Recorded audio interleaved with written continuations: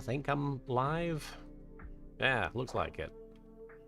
Here's where I scramble to remember how to get a link to my stream.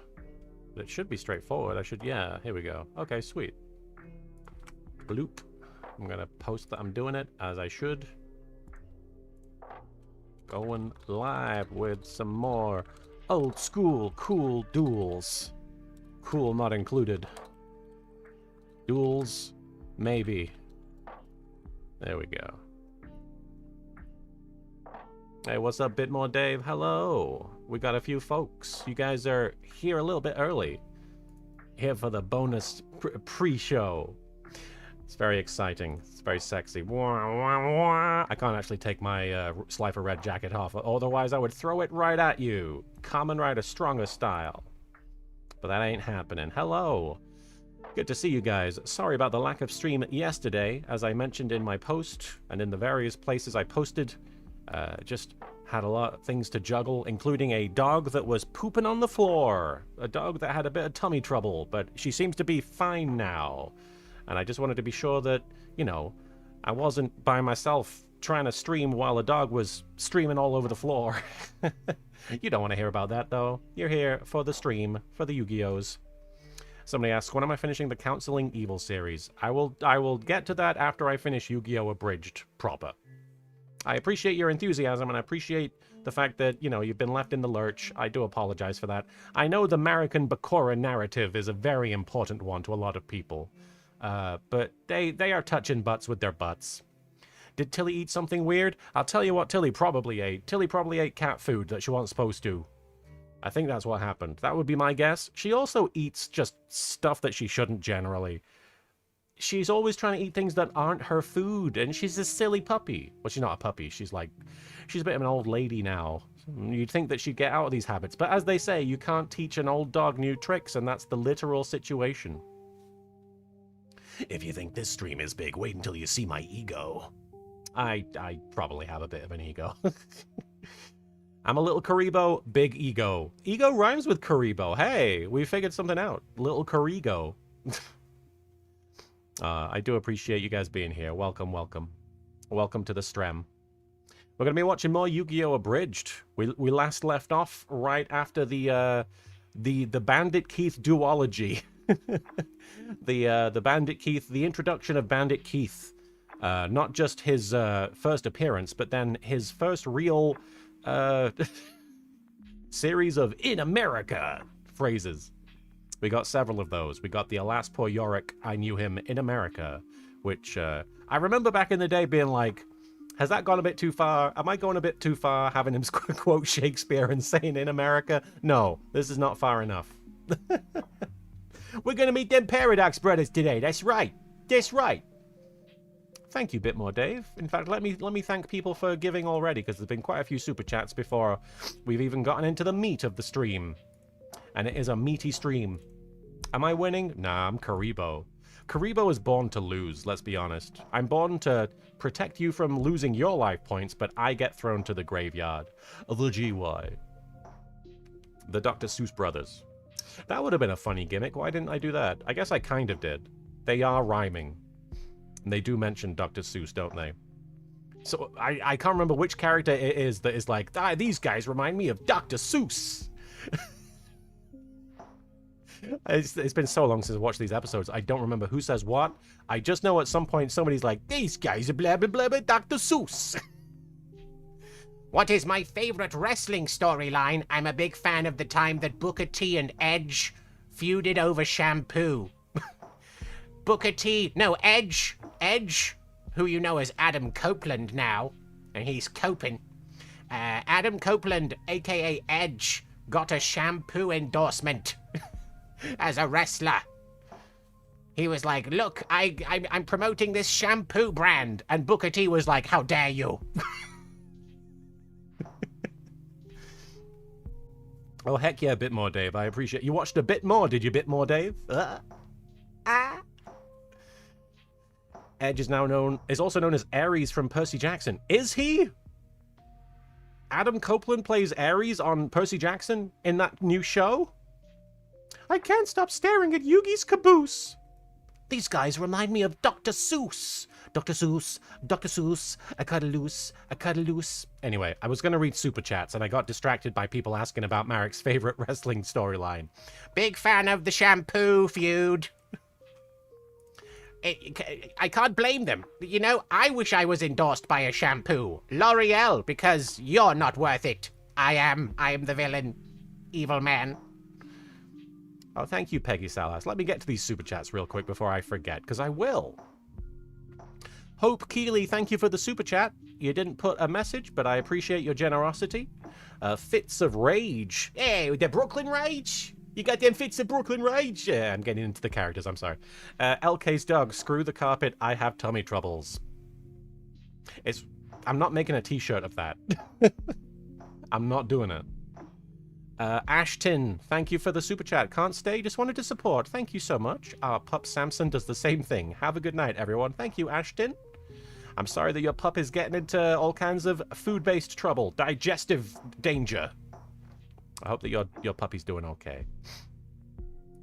Oh, you'll have to forgive me as I slowly get through these super chats, and then we'll jump into an episode of YGO Abridged.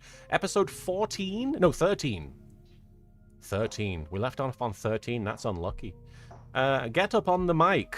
That's good advice. Thank you for the super chat. I've never felt so old. I just finished a rewatch of the series right before you posted the most recent episode. Love you, man. Fan for 16 years. That's a long time. Gosh, yes. If you feel old, imagine how I feel. I'm the Karibo. I'm the Karibold. I'm 43 years Karibold. A bit more, Dave. Thank you for the home currency. I do appreciate it. Diabolical Diva, which is a great username. Thank you for the super chat. Are they lovers? No, they're worse. And then it's just a picture of Bakura and Marek. Is that from something? I don't know the reference, but that's very funny. The idea of that. And Andrew Brown, thank you for the super chat. And you asked, what is Marek's favorite wrestling storyline? Any wrestling storyline that ends with somebody getting their head shaved. Because it's like, wow, yeah, you got your vengeance. Their hair will never grow back now. Way to go, you've inconvenienced them for like a month. A month. A whole month, baby. Although, of course, sometimes, like with Kurt Angle, it sticks. Sometimes they do actually lose their hair permanently. Peggy Salas, thank you so much for the super chat. Thank you for the many years of hilarity. Well, thank you for the support and the generosity. You're very kind. Blade Fury Boy, thank you for the super chat. Yo, bro, love your videos. You're a damn legend. I appreciate it. A lot of it's weird. I'll never get used to it. I'm going to be honest. And happy birthday, the Chimera. Before I forget, happy birthday in the chat there. 30 years old. Well, way to do it. Happy birthday. A happy spirit formation journey anniversary. Thank you. People call me a legend, and I don't know how to respond to it whenever it happens. What is the appropriate response to somebody calling you a legend? I don't know. I often like to be like, yeah, I'm a legend in that I am basically non-existent. A lot of these legends aren't based in reality. I don't know. I try and downplay it, but if you think I'm a legend, I appreciate the compliment. You're very kind. If I can be, I would like to be Kamen Rider legend, and then I could be every Kamen Rider. Well, thank you, Comic Kathy, in the chat. I appreciate that. You're super special awesome yourself. All right, a few more super chats here, and then we'll jump into the video. I do apologize. Prismatic Purge, thank you for the super chat. Thank you for the good times with the best Abridged series ever made. Oh, high praise. I do appreciate it. I'm glad you enjoy it. Thank you so much. I personally have seen a few Abridged series that I would rate higher than mine. But I'm very proud to be one of that number. I'm very proud to be in great company with a lot of very talented folks. And with you guys. Thanks for hanging out today. Kevin Bromley, thank you for the super chat. Hey, Martin, it's Kev Bro from your Twitch. Just wanted to stop by and tell you congratulations on 20 years. Thank you for the memories and much love. Well, thank you for remembering. I cannot confirm your compliment, but I will not deny it. That's very good, Shady Durags. All right, a few more here. Ernst, thank you for the super chat. Buddhabot, again, thank you for the super chat. Attention duelists. Underrated dynamic Kaiba and Hair Guy. Did they ever talk?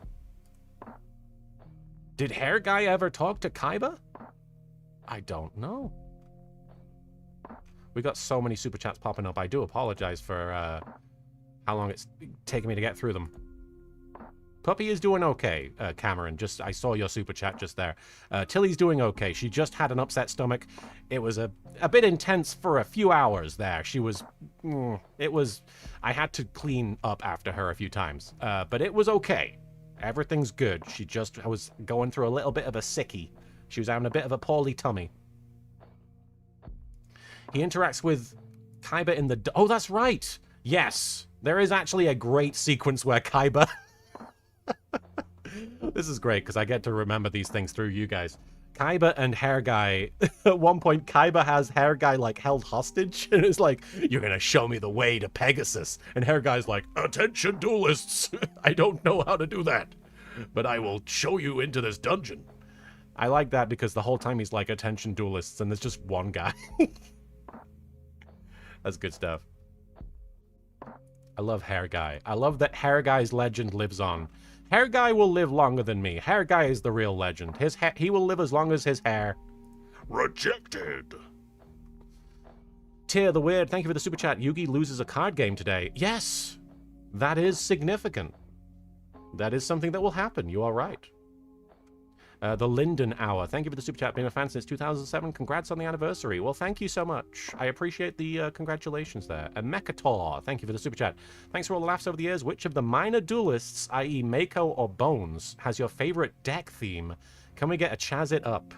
Well, I don't voice Chaz in any version, but I will say, Chaz it up! Chaz it up! Chaz it up!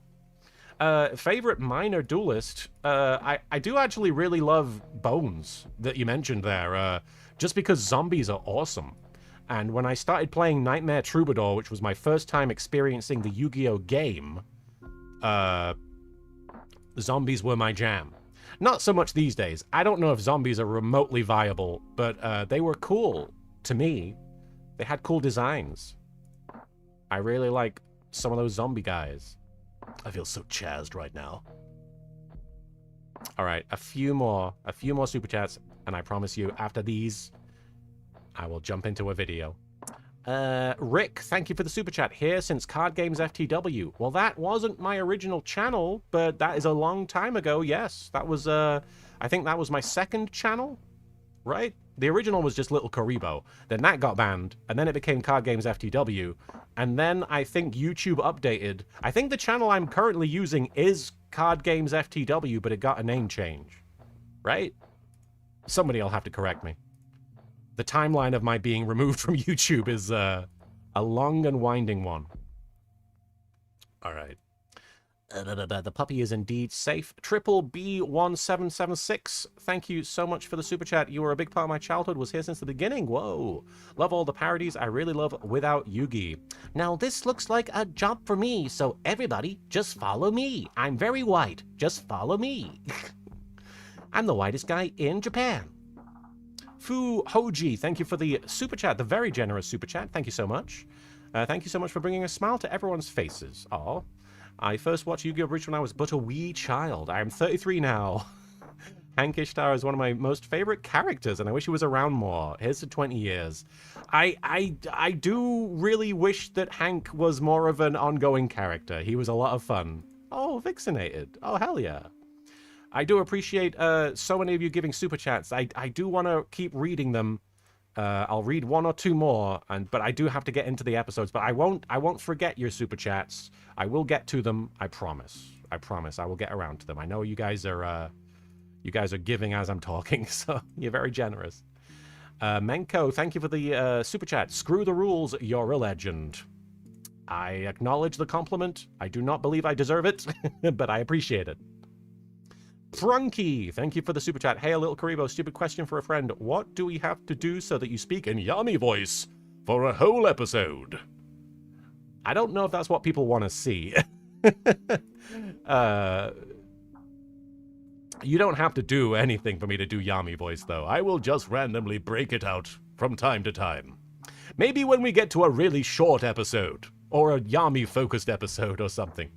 I did know the next Kamen Rider is a rat, although he's a mouse, I believe, because his name is Maizu. Late Night Kush, I love your username. Thank you for the super chat. Thank you for 20 years. Thank you for all the great memories and references. Well, if you're on that Late Night Kush, you might not remember half the references, but thank you. Thank you so much for your generosity. I do appreciate the super chat. Saint Sentry.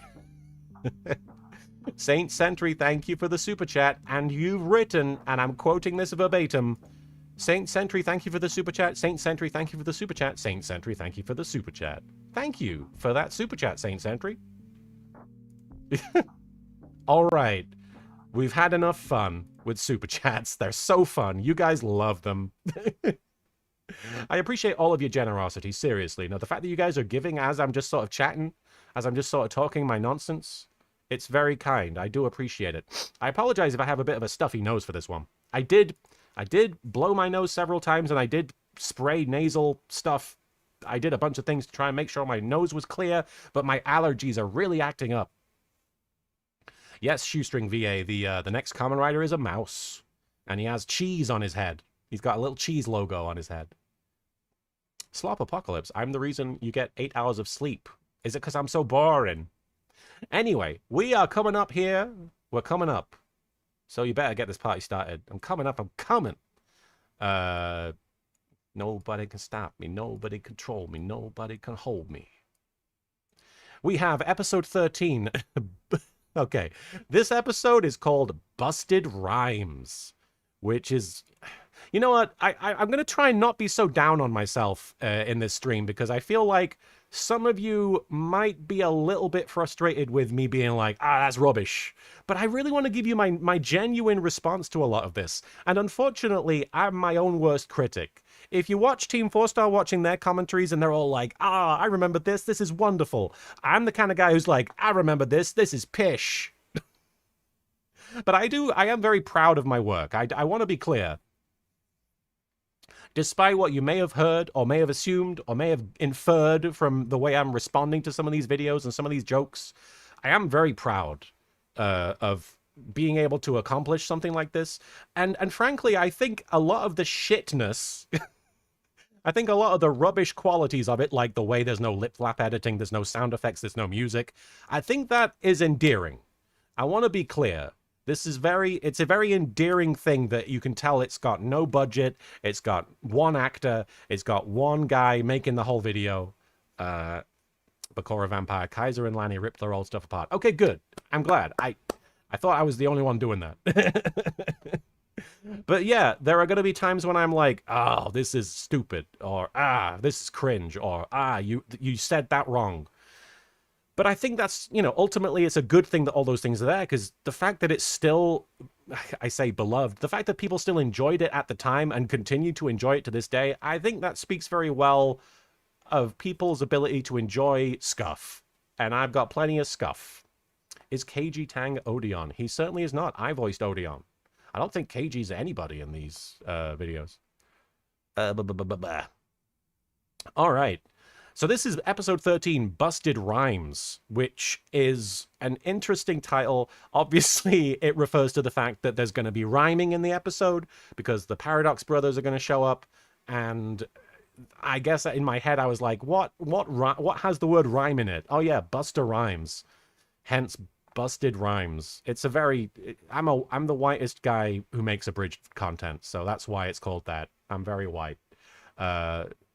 I only know like 2 Busta Rhymes songs, and then I know him from Halloween Resurrection, where he says, trick or treat, motherfucker, and then he drop kicks Michael Myers. You know? All right, so let's find out how busted these rhymes are. Let's go. The following cartoon is based on real events. No, it's not. Some names were changed in order to protect the innocent. Whose name do you think was changed? Probably Joey, right? Although, I don't know how... He's the only innocent one, right? Hey, why ain't you... Listen to those effort noises. Hang on. Can I go back? Hey! That's some acting right there. I was trying to physically act. Because I don't know if you've noticed, but in a lot of these previous episodes, I kind of I just sort of recorded the lines into a vacuum. You couldn't tell that these characters were actually interacting with anything in the environment. But this time, I put some effort into it. I was like, hey. Hey, why ain't you guys helping? Get back to work, slave! I've got a bloody good idea. Let's use my gaydar in order to locate some gay people. That'll help. If anyone could get you out of this situation, it is some gays. Wouldn't it be funny if it just pointed right back at all of them? They didn't make any progress. They just kept going in circles. I remember being so proud that I was like, oh yeah, Bakura will help them get out of there by using his gaydar. Like, it doesn't make that much sense to me. Like, how does the Millennium Ring know how to navigate the maze? They'll be able to help us. Why would there be gay people down here? Gay people like to hibernate in caves. I saw it on the Discovery Channel. Joey, that's bats. Bats, gay people, same thing. You know what? It's been so long since I wrote and referenced that line that I've completely forgot why Joey equivocated bats with gay people. I completely forgot why he considered those to be equal. It turns out it's because they hibernate in caves. Can confirm, I am frequently hibernating in caves, and I'm quite gay. It seems my evil ring was pointing to this room. Oh my god, this is unbelievable. Bakura actually did something useful. Oh shit. It's fun to stay at the YMCA. It's fun to stay. Oh my. I wonder if those are the gay people. There is a slight possibility. I remember rewatching this so many times because I was, first of all, I timed their poses to the music, and that was mind-blowing for me at the time. I'd never done any kind of editing so elaborate to be like, okay, these guys have a very specific series of poses. They have to hit this pose when the music does this, and then when they start singing YMCA, and then Bakura has that killer line where he's like, I think maybe these are the gay people. Sorry, I shouldn't laugh at my own stuff, but I'm gonna. Boy, you're meant to enjoy. You can hang out with all the boys. It's fun to stay at the YMCA. Man, can I be honest? I wish part of me wishes I'd done more variations on the opening titles with the theme songs, because there's another one coming up where I use You Make Me Feel Like Dancing, and I always wanted to do a different song each time, like sort of as like a way of sharing my musicography. That's not my musicography, my collection of favorite songs. But thank God I didn't, because it would have been copyright Ragnarok. It would have been copyright Shadow Realm, all of it. My brother's being held hostage, but I don't really feel like running. I'm just gonna walk briskly towards Pegasus's castle. Pegasus. You'll notice that anytime I have to say Pegasus's castle, I die a little bit, because it's so difficult to go Pegasus's castle. Pegasus's. There's too many sissises. Besides, he's probably okay. I can't feel my legs. Everybody's voices are a little bit scratchier in this one. Have you noticed? What's going on? Am I, like, applying some sort of scratch filter to my recording? Even Kaiba's like, I'm a gremlin. This picture reminds me of when Mokuba and I were just small children. Kaiba babies, we make our dreams come true. Let me analyze this for a second. Obviously, based on previous episodes I've seen recently in these streams, I really loved the circle tool. I loved being able to crop things with circles, because when Kaiba appears and tells Mokuba, steal something from Joey too, he's in a little circle. This keeps happening. I obviously was capable of making circles. And then I made a heart shape. You could tell I just had encountered Photoshop or something, because this is just like random fonts, Comic Sans, with Jim Henson's Kaiba babies. It's a funny idea. I don't know if I had the visual acumen to create a logo that didn't look like piss. But there it is. Everything is circles. We lived in an orphanage because I had fired our parents. That is fucking funny. It was a very depressing time in my life, since I didn't have any money, so I was unable to screw the rules. How'd you fire them if you didn't have money? What? Mokuba was often bullied, and when you're getting picked on by orphans, you know you're a loser. Now, correct me if I'm wrong, I'm pretty sure that is a model of, like, the Shinkansen, like the train. Mokuba likes trains. And how dare you take my brother's train, I will kill you. Here's your toy back, Mokuba. That'll be $5. Whenever we felt slightly You know he doesn't have money. less miserable, we would play chess. But since it didn't involve dragons or expensive holograms, I found it Look at these kids. They all came in unison to just lean right. The game is almost over. There's like 4 chess pieces on the board, and these kids are here like, oh shit, there's a Donkey Kong kill screen coming up. extremely boring. I love you, big brother. Okay, thanks. For a brief moment in time, Kaiba's catchphrase was, "K thanks." Sod, my Kaiba senses are tingling. Attention, Hey. duelists! My hair is being assaulted! Idiot. Next time you sneak up on somebody, try keeping your mouth shut. Now, I almost wish I could go back and redo this scene specifically because in the original Japanese, this is a much more elaborate sequence where Hair Guy has a gun and Kaiba blocks the trigger mechanism with a card, and then he beats the shit out of Kimo, the Hair Guy, because he's like, how dare you make me waste a card? Which is the most badass thing. Like, it's cool that he blocks Kimo's attack and all, but the fact that Kaiba's like, how dare you? I knew those child-grabbing classes were a waste of money. No, believe in yourself. You can do it. We are the brothers Oh. paradox. And we love wearing women's frocks. As villains go, we are kinda lame. But never mind that. Let's play a card game. More cross-dressing humor. We have to duel these guys as a team. I'm tiny. Joey, that means you do everything I say. You got that? It reminds me of that shot of Vin Diesel and The Rock where they're looking at each other side to side, but it looks like one of them is tiny and the other one is huge. Yeah, I did just compare Yami Yugi to Vin Diesel and Joey to The Rock. Okay. We are villains who like to rhyme. In fact, we do it all the time. You may think it's rather crass. But you can stick your cards right up your nose. You were supposed to say ass, brother. I thought we rehearsed this. See, the joke is that the rhymes are supposed to be off the cuff, but it turns out that they're very rehearsed.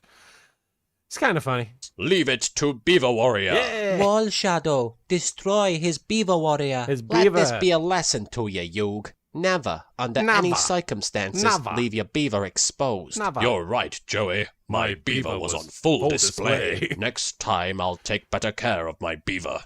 It's like, when I'm not acknowledging the card game, it might as well not be happening. But as soon as I can make a sex joke, that the episode grinds to a halt so we can acknowledge the card game. I didn't know Yugi had a beaver. Attention, her. duelists! My hair has security clearance to get through this door. His hair. Why do you keep saying attention, duelists? I'm the only other person here. I wish I could have, like, somehow made a gag where his hair had a retinal scan. Like, he just put his hair up against the scanner. Hey, shut up. It's what I do, okay? Everyone loves Magical Trevor, 'cause the tricks that he does are ever so clever. You Look at have him. tricked us with your magic box. We invite you to suck on our cock. Core blimey, Whoa. that was a smashing maneuver. Good show, chaps. Stop being so British. I do occasionally say that to myself in real life. I occasionally am like, stop being so British. Fucking Magical Trevor, though. I was so happy when they made more than one Magical Trevor short at the Weebles website. I forget what it's called. It's been so long. But Magical Trevor, I really love that gag. I really love that flash animation. If you haven't watched it, please go check out Magical Trevor. They're all great. So this is about the 100 Magical Trevor recently celebrated its own anniversary? That makes sense. Because I probably would have been, like, all about Magical Trevor at the time. 78th time my brother's been kidnapped. Thanks for listening, by the way. It feels good to get this stuff off my chest. Attention, duelist! My hair is definitely not leading you into a trap. Listen, if you say one more thing about your hair, I'm gonna shave it off. It's very funny that Kaiba doesn't give a shit about being led into a trap and is just fed up with the catchphrase. You wouldn't have the guts. Try me, big boy. Why did he say that? That's weird. If I were to edit this episode now, I would have cut that exchange, but you know? Given what people are saying about their dynamic, it is underrated, isn't it? They have kind of a bit of chemistry there. My hair has chemistry with this billionaire. You can't spell billionaire without hair. You can, actually. No, don't take this from me. Against our gate guardian, you stand no chance. I'm not wearing any underpants. I do remember that advert, David VA's, by the way. 118, 24/7. Is that true, brother, or are you just rhyming? I didn't want to throw off our timing, but it is true. Joey, it's time for a surprise attack. So happy. No worries, Yug. I got your back. Hang on a second. Are we rhyming too? Don't ask me. I ain't got a clue. This is like something out of Dr. Seuss. I can't stop staring at Yugi's caboose. That might be the first acknowledgement of me liking butts. Not that Taya is me, but if you don't know, I've made a very big deal out of it elsewhere on the internet, but I love me some butts. Butts are great. You know, I just clocked that my hat. I clocked that my hat is obviously pointing directly toward that aspect of my personality. But yeah, I don't think I mentioned... No, actually, I guess there was kind of a reference to butts earlier when Kaiba said, "Your pasty pharaoh butt." Not that that's a compliment, but he was thinking about the butt. Everyone seems to have gone all rhymey. Shut the hell up, you stupid limey. Oh, I must have been so happy when I realized that limey rhymed with rhymey. So you want to catch a movie later? Whoa!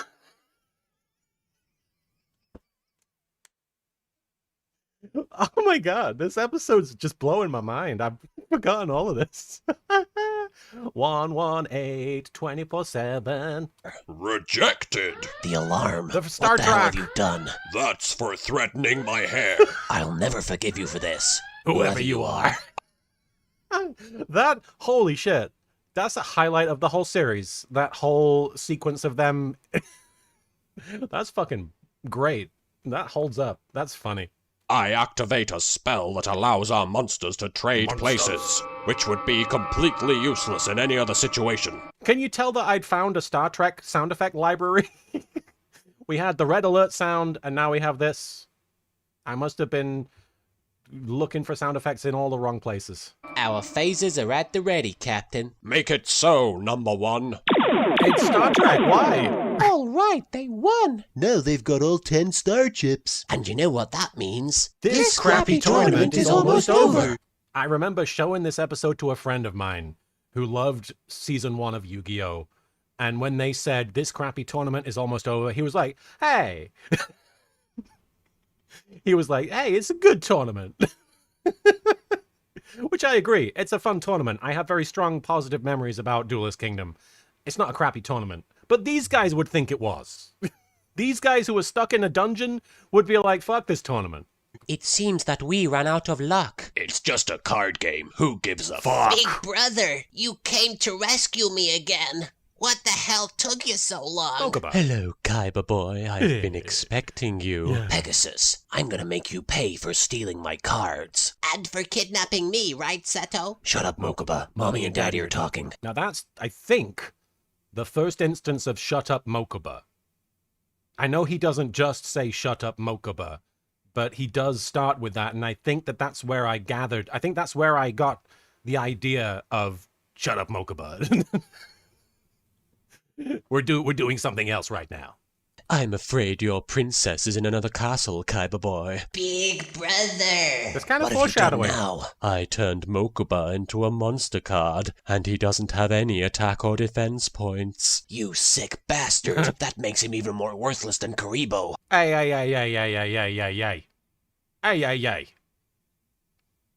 You're right.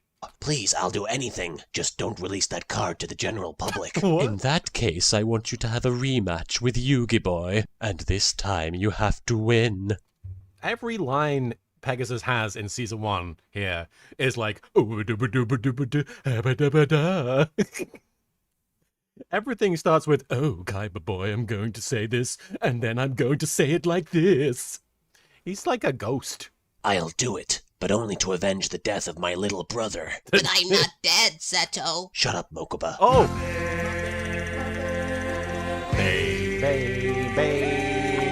Babies. I love Muppet Babies. Hey! It was easy to make jokes back then. You could just put video game music over things. That was fun. That was really fun. I didn't know if I was going to enjoy that episode as much because I mostly remembered the Paradox Brothers stuff. And if you remember, if all you remember from that episode is the Paradox Brothers stuff, it's just a bunch of rhyme jokes, which they're fine. But that stuff with Kaiba and Hair Guy, that's some of the best stuff. That's great. I was so sad when Hair Guy left the show because he was really fun to write for. He was really easy to make jokes about. It was like shooting fish in a barrel whenever Hair Guy was around. With my hair. All right. What was with all those Star Trek sound effects? I would love to go back in time via the Star Trek method of going around the sun like real fast and then, finding the whales.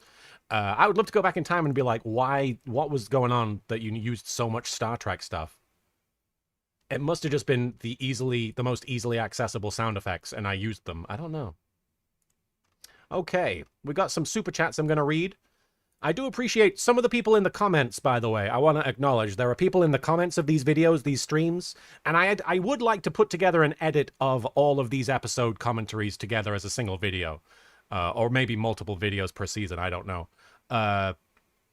But there are people in the live versions in the comments that are like putting time codes for each of the episodes. So thank you for that. I should be doing that myself, but I'm too distracted with other things. But thank you for that, including making episode 89. By the way, when I'm not streaming this, I'm working on episode 89, which is coming together real good.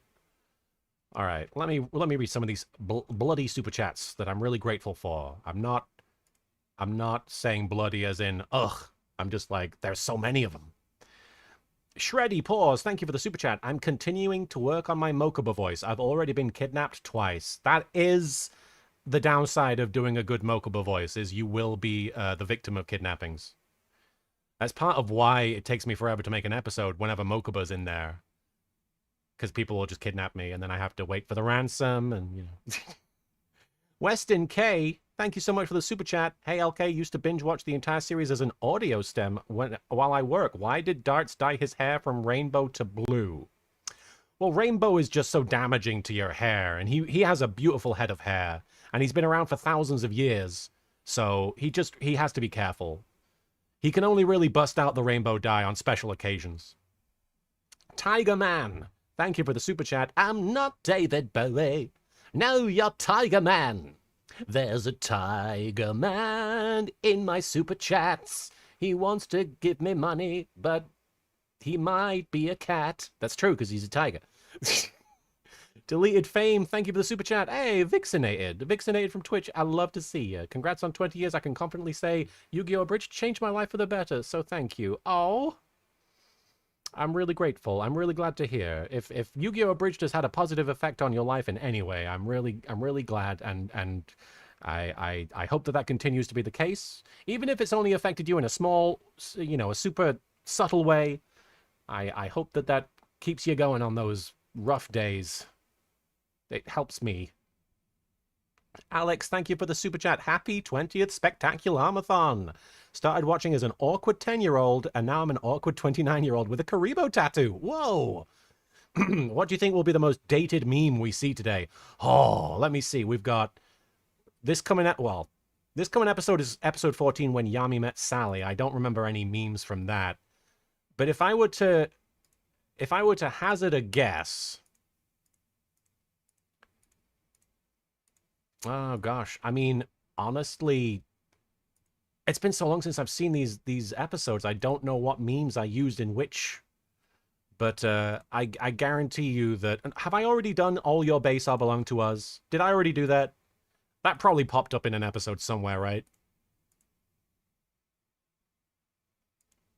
Magical Trevor is pretty old, but at the time it was new. There were some memes I used back then that were even dated then. I was just like, haha, memes, right? I've got to have Yami Yuki go, oh, really? And then Yuki go, yeah, really? No way! Well, but yeah, if I were to hazard a guess, I'd say All Your Base Are Belong to Us will pop up somewhere. Lightning Boy 912, thank you for the super chat. Congratulations on 20 years of Yu-Gi-Oh! Abridged. It's great that the series has been going on this long and that it's still going. I agree. And I'm very happy with the place that the show's at. And I'm honestly really happy that my skills as an actor, as a writer, and as an editor have improved to the state that they're at currently. I think it would have been good if the show had finished, not like stopped, but like if I'd wrapped up the show sooner than 20 years. I probably would have been a little bit happy about that. Having said that, no, sorry, my chair is budging. I am really happy that people are still enthusiastic, that people are still excited. I'm excited. I can't wait to get to Ancient Egypt. It's going to be exciting to get to Ancient Egypt. I don't know what to expect. It's been so long since I've even really watched the Ancient Egypt episodes. So I'm really hyped. I'm actually really excited for the episode after 89, which is episode 90, because it's going to be about Grandpa. It's going to be all about Grandpa. And I'm hyped for that, because Grandpa's one of my favorite characters. Tackle, a cat burb. Thank you for the super chat. Congratulations on 20 years. I'd like to request a Little Karibo does his character voices bit for a friend named Melody, if that's okay. Frieza roasts them for being a fairy. Joey complains about catching strays. Oh, Melody. Your name is so musical. But unfortunately, the music... You know what? I'm sorry. Let me start over. I'm terrible at ad-libbing as Frieza. Melody, even though your name implies a beautiful piece of music, what you're actually going to hear is the funeral march. Because first of all, I'm going to blow your planet up, which is what I always say. But second of all, you're a gosh darn fairy. And you know how I feel about filthy monkeys. You can apply that to the rest of the furry community as well. Because at least those filthy Super Saiyans have powers. Furries, you just have very high skills at making costumes and communal events. And that's about it. I don't know what goes on with the furries. Hey man, I'm catching strays over here, and I'm a literal stray. I'm a puppy dog. I'm wearing my dog suit. Why are you doing that? Kaiba made me. He's not here. Yeah, I just wanted to do it. I suck at ad-libbing. You'll have to forgive me. Melody, I wish I'd done a better job of that. Duel Yusei, thank you for the super chat. Did you know the next Kamen Rider is a rat? I did. I knew he was a mouse, yes. Slop Apocalypse, thank you for the super chat. You're the reason I get 8 hours of sleep. I think we covered that. Hopefully it's not because I'm boring you to death. Hope can see death, thank you for the super chat. The jank is part of the charm. I agree. It wouldn't be... Honestly, I don't think this show would be as good if it was like... I mean... I think it would still be enjoyable, but I think part of the enjoyment for a lot of people back then was, oh, anyone can do this. Anyone could do this, and clearly they have. The jank is part of it. So Link Smash, thank you for the super chat. Happy 20th, found YGO Abridged on Google Video. Oh gosh, remember that? In 2006 to 2007. And my childhood best friend and I used to binge your vids all the time. Cheers. Well, thank you for binging, and thank you for reminding me of Google Video. What happened to that? You taking off, Mary? Yeah. All right. Have a good one. My spouse stopping by to give me a smooch. In God's Hands, thank you for the 2 super chats. You've given 2 super chats there. I don't know if that was intentional. But you've written, LK, you're funny. That's why your work lasts. Oh, I think that's, yeah. I hope that that's true.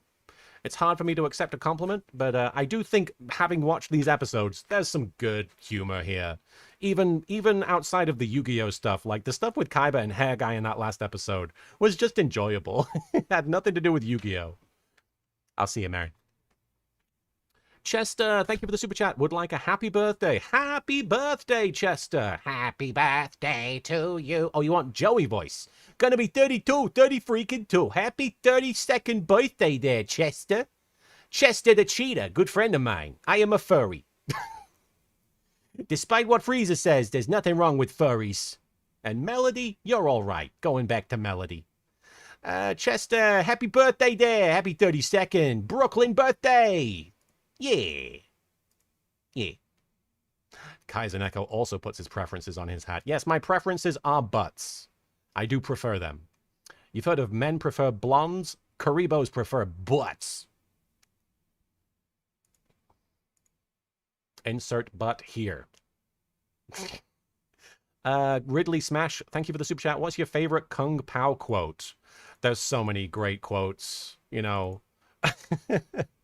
I do think that Betty has like most of the good ones, but you know, like, I am a magician. Your clothes are red. And just when he goes, red clothes. I'm trying to think of some specifically good ones. No, I mean, Taco Bell, product placement with Taco Bell. That's good. That's a fun movie. Ken Rose, thank you for the super chat and thank you for the thumbs up. I appreciate it. Christina Humensky, thank you so much for the super chat. Thanks for doing these. Thank you. Thank you for the support and thank you for watching these. Ken Rose, thank you again for the second super chat. The Everyone is Kung Fu Fighting song also would have worked well for the Paradox Brothers episode. Yes, I think I ended up using that in a Naruto spoof, which was completely anachronistic or whatever you'd say. It was incorrect. It was not the... they are not doing Kung Fu, are they? Andrew Flam, thank you for the super chat. But what's Mokuba's effect? That could make him the most broken card in the game. Mokuba's effect is to allow all of your monsters to be kidnapped and taken to the GY. It's not a good effect. Not a good one. But it's an effect. Actually, that could be good depending on what your deck is. Superstitch, hey man, I'm curious, how did you become a fan of Yu-Gi-Oh! And what made you want to make a parody series out of it? It's not a super chat, but it is a very valid question, and I think that that's something that, you know, a lot of people are probably wondering. In fact, that's probably the most asked question, you know, it's that and what will you do after Yu-Gi-Oh! Abridged? You know, they get asked a lot. But how did I get into Yu-Gi-Oh! I'll summarize it as briefly as I can, because I do want to get into the episodes again. I had insomnia. My days were upside down. I was going through a really rough patch of lack of sleep. I basically didn't have a social life. I've talked a bit about this at the beginning of the first stream, I think, but I was a total recluse. I didn't have any kind of real social life or social skills to speak of. I didn't have anyone or anything except for my parents and my sister. You know, I just was sort of, I mean, I'm gonna be brutally honest. I was kind of just wasting my life somewhat, which, you know, it sucks to say, but I just was so scared of doing anything. So I just sort of didn't, I kind of dropped off the face of the earth for everyone but my close relatives. And so I was basically functioning with my days sort of rolling into each other, like, and I would go to sleep at like 8 in the morning and then wake up at like 7, stuff like that, 7 p.m. So my days were just really, really fucked. And then because my days were upside down, I started watching very early morning television, like stuff that, you know, airs when everybody's asleep. And one of those things was on at 5 a.m., which was Yu-Gi-Oh! And I didn't watch Yu-Gi-Oh! Intentionally. I wasn't like, well, I better tune in, watch Yu-Gi-Oh! Because, you know, I'm interested in that. I wasn't. I actually tried very hard to not watch Yu-Gi-Oh! Because, frankly, it looked a bit daft to me. I was like, that guy's hair is stupid. Why would anyone watch this? Which is wrong. It was a completely wrong summation on my part. But I ended up watching the tail end of an episode because I was tuning into Pokemon, which came on after. So I tuned in at like 5:55 a.m. because Pokemon was going to air at 6 a.m. For all the little kids, you know, that were waking up to go to school or something. I don't know. And the tail end of it, I want to say that it was the episode where Yami Marek defeated Mai. No, it couldn't have been. Could it?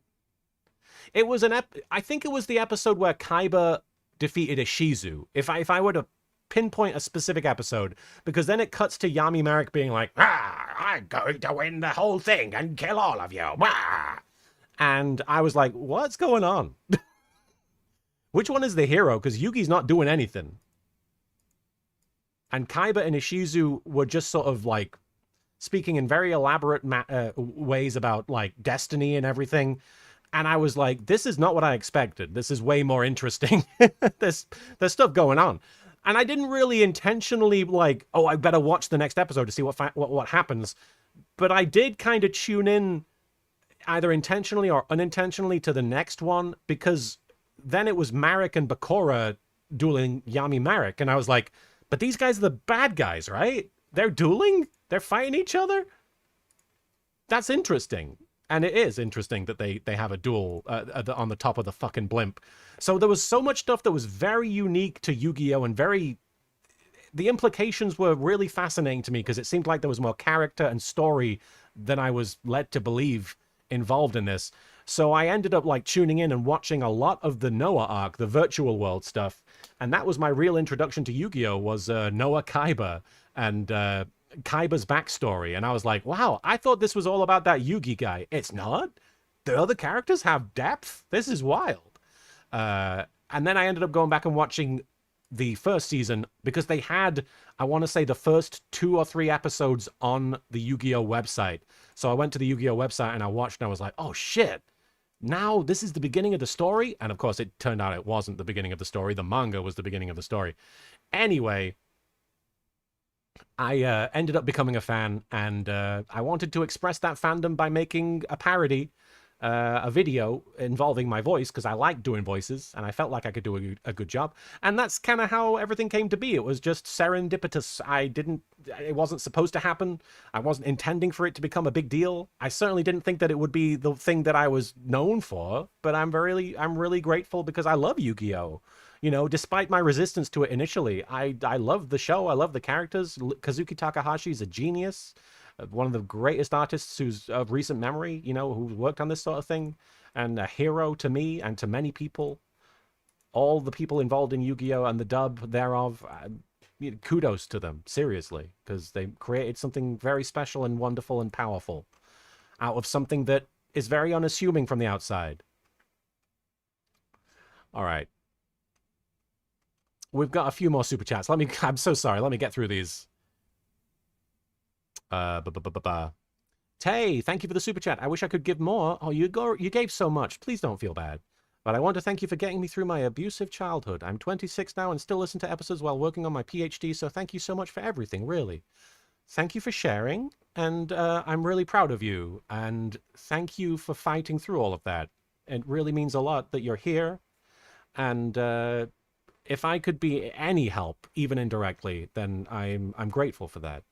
I'm really happy to know that you're out there and that you're working toward your PhD. That's really, really fucking awesome. I'm really happy to hear that. Tear the Weird, thank you for the super chat. Why do I feel like Pegasus loves Monster High? He would definitely love Draculaura. Also, I feel like Yami would have a Cleo doll. Because of mummies, right? Because Cleopatra? I actually have never seen Monster High or Draculaura. I'm slowly losing my... I am completely oblivious to the cartoon zeitgeist that is currently a thing. I don't know if Monster High is part of the zeitgeist. There are probably geists in it, though. Like ghosts. The Synth Scream Collective, thank you for the super chat. Just wanted to say thanks again, my man. You know. Oh, hell yeah, Synth Scream, thank you. You're very kind. Nicest Dog Around, thank you for the super chat. That sounds like a username Yugi would have. Nicest Dog Around, thank you. My friend showed me your videos in middle school and got me into Abridged Contact. And he passed a little after your videos. Help me remember my friend. Oh, he passed a little after your videos. Help me remember my friend. I'm sorry to hear of their passing. But thank you so much for your generosity. Thank you for your kindness. Thank you for your support. And I'm glad you're still here to remember them.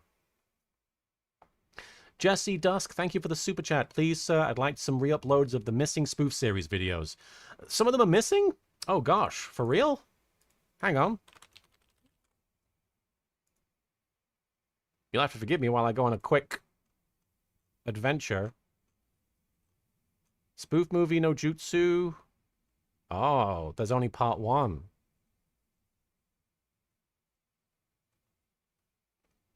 Spoof movie needs to be re-uploaded, certainly. I'm sorry, I know I shouldn't be doing this while streaming, but there's 1, 2, 3, 4, 5. It looks like the episodes are all up. Right? Wait, where's 6? 6 is there. Okay, so it's mostly the spoof movie, I assume. Anyway, I would love to re-upload the spoof movie. That's one of my favorite things that I've ever done. It's stupid as hell. There's no love like your love. Aquaman Hoodie. Thank you for the super chat. Hey LK, a core memory was being at a sleepaway theater camp and making a great group of friends the first day because they heard me quoting YGO Abridged in the cafeteria. Your humor builds so many bridges. Happy anniversary. Aw, Aquaman Hoodie. Thank you so much for sharing. I love that memory. Hang on one sec. I'm going to finish my cup of tea real quick.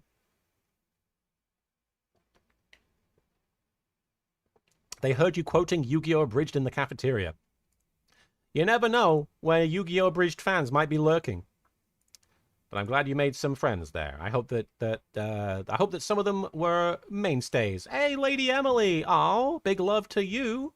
Great to see you in the chat. Congrats on 20 years. Thank you for decades of laughs and love. Well, thank you so much, Lady Emily. You've been obviously, relatively recently, we've gotten to know each other. I want you to know that you've been a really huge inspiration for me. Thank you. Love to see you.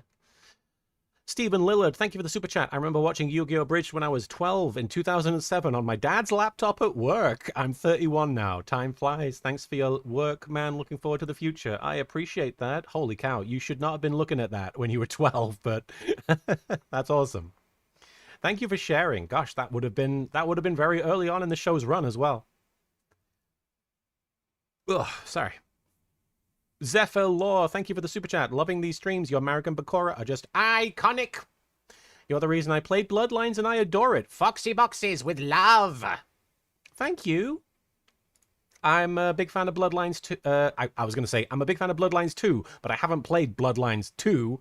I've played Bloodlines as well, and I love that game. I'm glad you like it.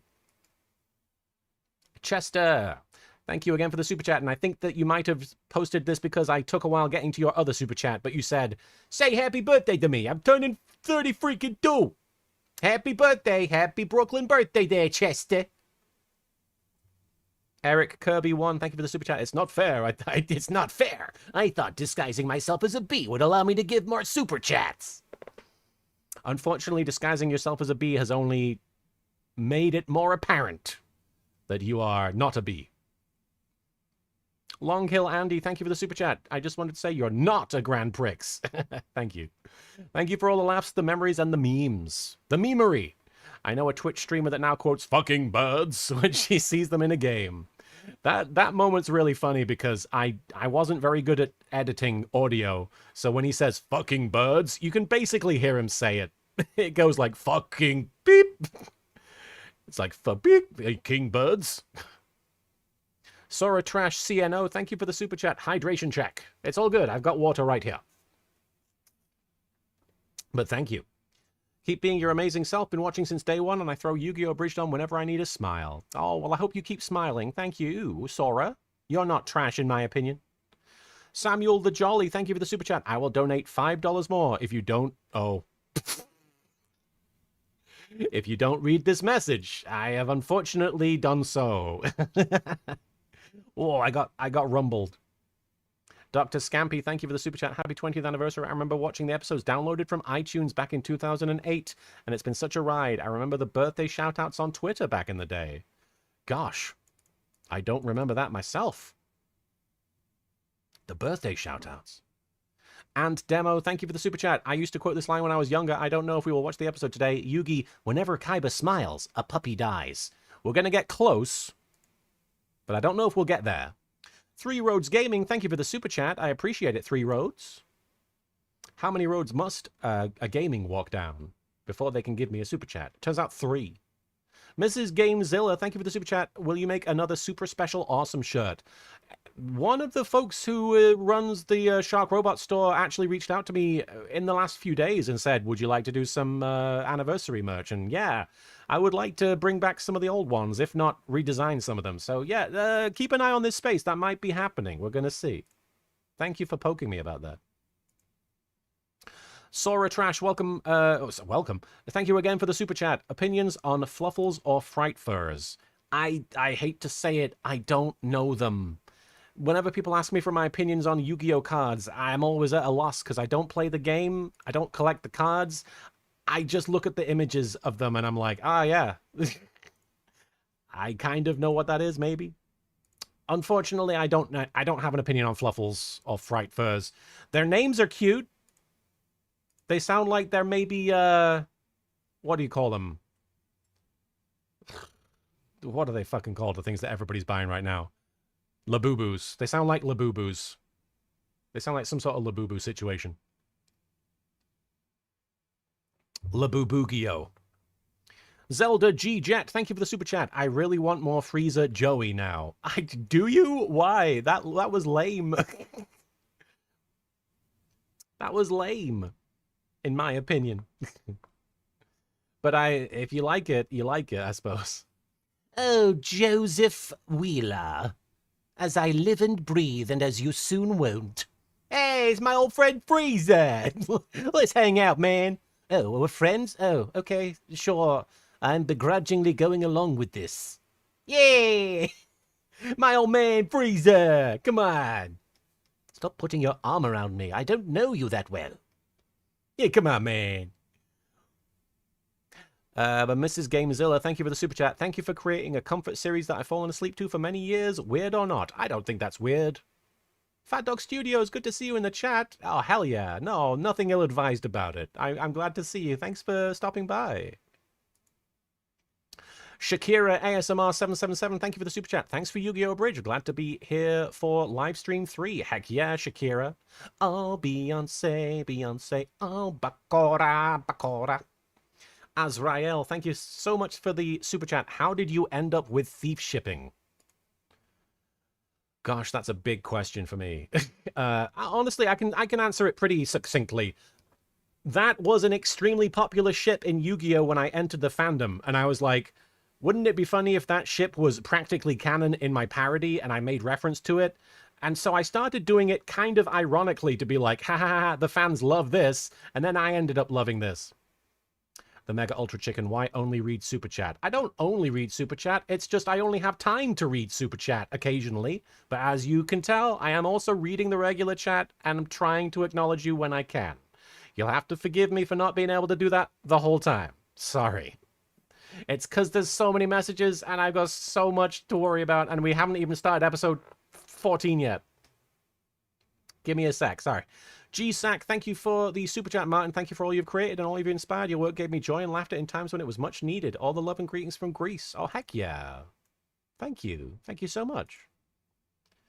Chris Pepsi Cola, thank you for the super chat. Hey, we met a couple of times years ago at AWA and MTAC. Still have the shirt you gave me and it even still fits. Happy to see you well. Oh gosh, that would have been a long time ago, but heck yeah. AWA, I only went to the one time. I don't even know if I was a guest at AWA. Was I? I might have been. I might have been. Oh, for real, Fat Dog Studios. Yeah, no, yeah, it's a bit of an obscure joke. Alex, thank you for the super chat. Did you really make Spoof Movie in a week? Yes. Yes. But I didn't do anything else.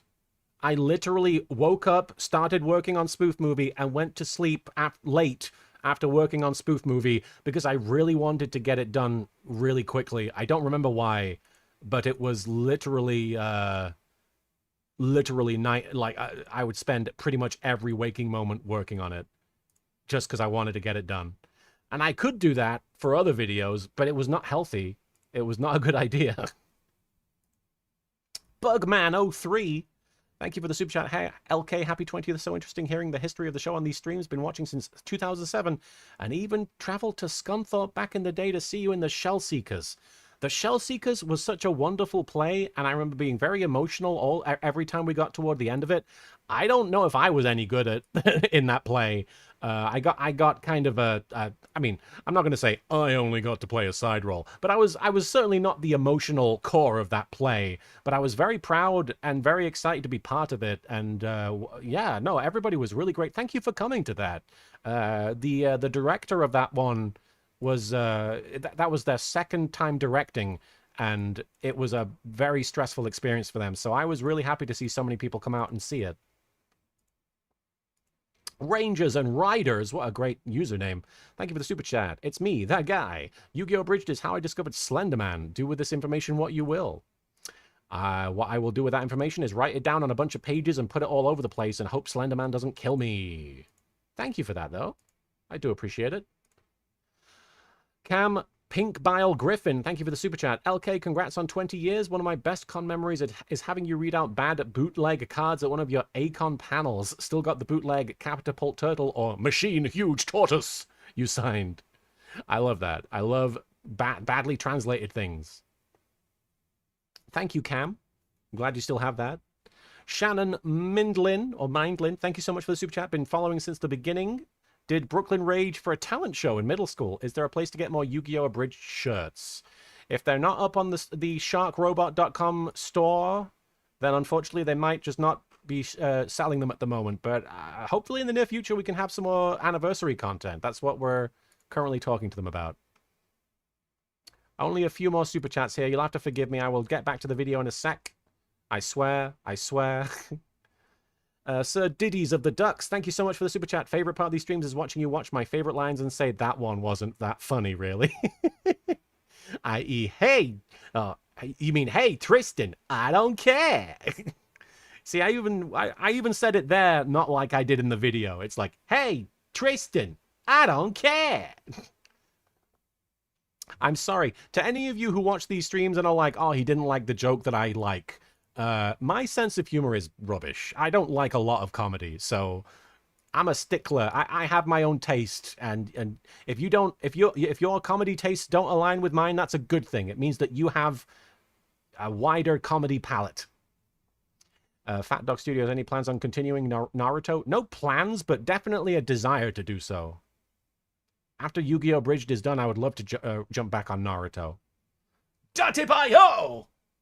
G-Fac Woody 71, thank you so much for the super chat. You are a real bleep, you know? Yeah. 20 years of Yu-Gi-Oh! Abridged. Where do you get off making me feel that old? JK, you, heart you, and take care of yourself. No, thank you. Yeah, no, it's unfortunately 20 years. I wish I could tell you it wasn't. It is now 20 years and a few weeks of Yu-Gi-Oh! Abridged. No, actually, just over a week of Yu-Gi-Oh! Abridged. It's weird. 20 years ago, I was sitting in a room being like, Actually, I do smoke marijuana. Chris B, thank you for the super chat. Hey there, LK, could you explain the who or what is Dangerous Box / Box of Danger? P.S. What's your favorite episode of Space Ghost? Those are big questions. I don't know if I'm going to be able to explain both the Dangerous Box. There was a group of, I don't even know if they were strictly abridgers, but content creators who had their group was called the Box of Danger. I don't know why, but I remember them being sort of, this is going to sound like a negative thing, but I don't mean this in a negative way. It's kind of complimentary. They were kind of like an antagonistic force in the abridged community toward like Team 4-Star, where it was like, Team 4-Star aren't the be-all, end-all. We can do a good job too. And they could. They were very talented people. I honestly don't remember who exactly comprised the whole group. I want to say that Grant, you may be familiar with Grant, Master Wuggles. He was part of it. It's been so long. But the Dangerous Box was a reference to that. And I was talking shit about those guys a little bit. But it seemed like it was taken in good fun. And they made their own videos aimed at me a few times, which was very enjoyable. What's my favorite episode of Space Ghost? What's the episode with the storm? Space Ghost. Storm episode. I bet it's called Storm. Oh, no, it's called Cahill. Oh, Cahill? Cahill? I don't know. But it's the one with Grant Morris. Oh, Garrett Morris. Sorry. Not Grant Morris. Garrett Morris. And it's very funny just because it has, in my opinion, one of the funniest endings of any episode of television. The whole episode, they've been building up that a frightening storm is approaching Ghost Planet. And Space Ghost is terrified of the storm. Sorry, Snail Orgy. I will continue to read Super Chats just because I want to. You'll have to forgive me for that. But there's a storm approaching Ghost Planet, and Space Ghost is having like a traumatic reaction to it. The whole episode, he's like, oh God, the storm's coming. And then at the end, Moltar says, Space Ghost, it's not a storm after all. It's a fair. And Space Ghost goes, all right. And that's the end of it. And that's the end of it. It just cuts to credits. Old Kentucky Shark. All right. Ken Rose, thank you for the super chat. Gotcha, LK, my apologies and thanks for the correction. I didn't know. What did I correct you about?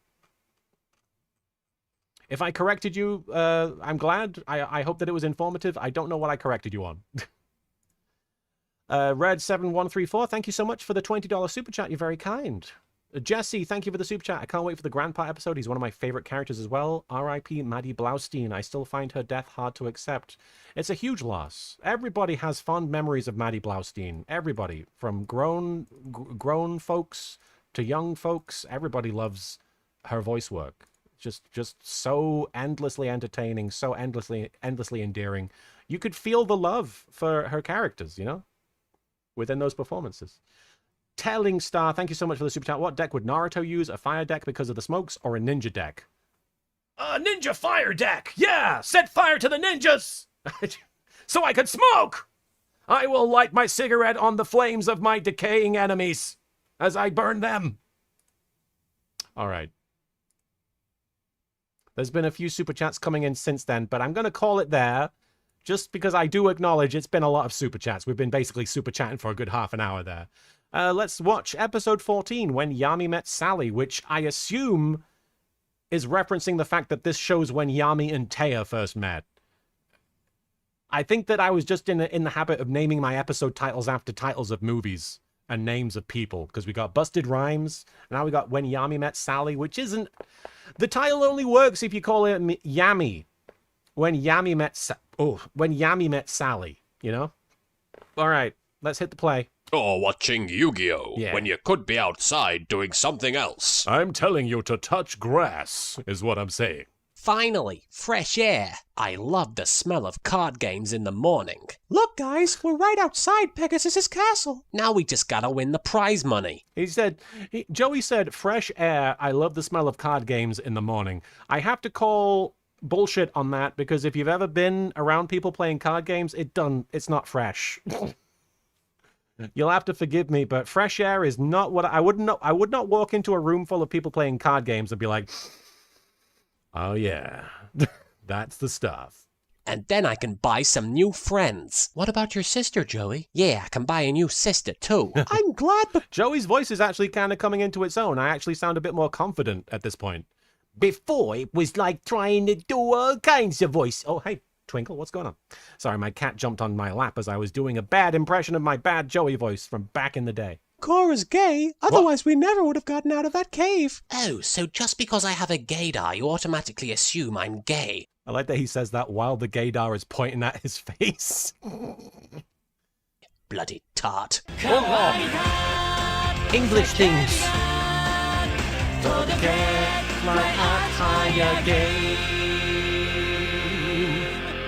Twinkle has decided my lap is not good enough for her.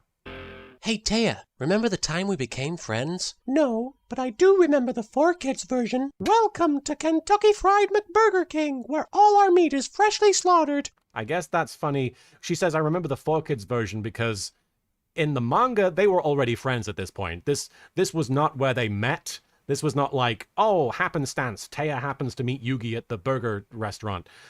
The point of this moment is that they are friends and she didn't want him to know that she worked here. So this is kind of an alteration of the narrative on their part. Oh shoot, it's those dorks from school. They'll drive away our customers with all their talk of card games. Wow, this is possibly the first time a character has been like, if you talk about card games, people will leave. That's not true in Yu-Gi-Oh! World, Taya. That's not how that works. If you bring in those nerds playing their card games, people will come. If you duel it, they will come. I've got to do something. Hey, Yug, you know what they call a quarter pounder in France? A royale with cheese. It's all because of the metric system. From him quoting Apocalypse Now to now Pulp Fiction, I'm just like, why is Joey a movie buff in this episode? I wonder what they call the super special awesome burger. Kiss my grits, you geeks. Holy cow, I think I'm in love. I don't want to be just a waitress my whole life, you know. I'm saving up my money to become a table dancer in New York. Right, because she couldn't just be a dancer. There had to be some version of that. Hey, Bedins, it's good to see you in the chat. Info Freak says, if I recall correctly, in the Japanese version of this, she doesn't want them to work there because she doesn't want them to know she works there because having a part-time work is potentially get you kicked out of school stuff. Right, it was more than just being embarrassed. That's right, that's right. Hey, that's where my accent used to live. The next day, I found a suspicious note in my locker.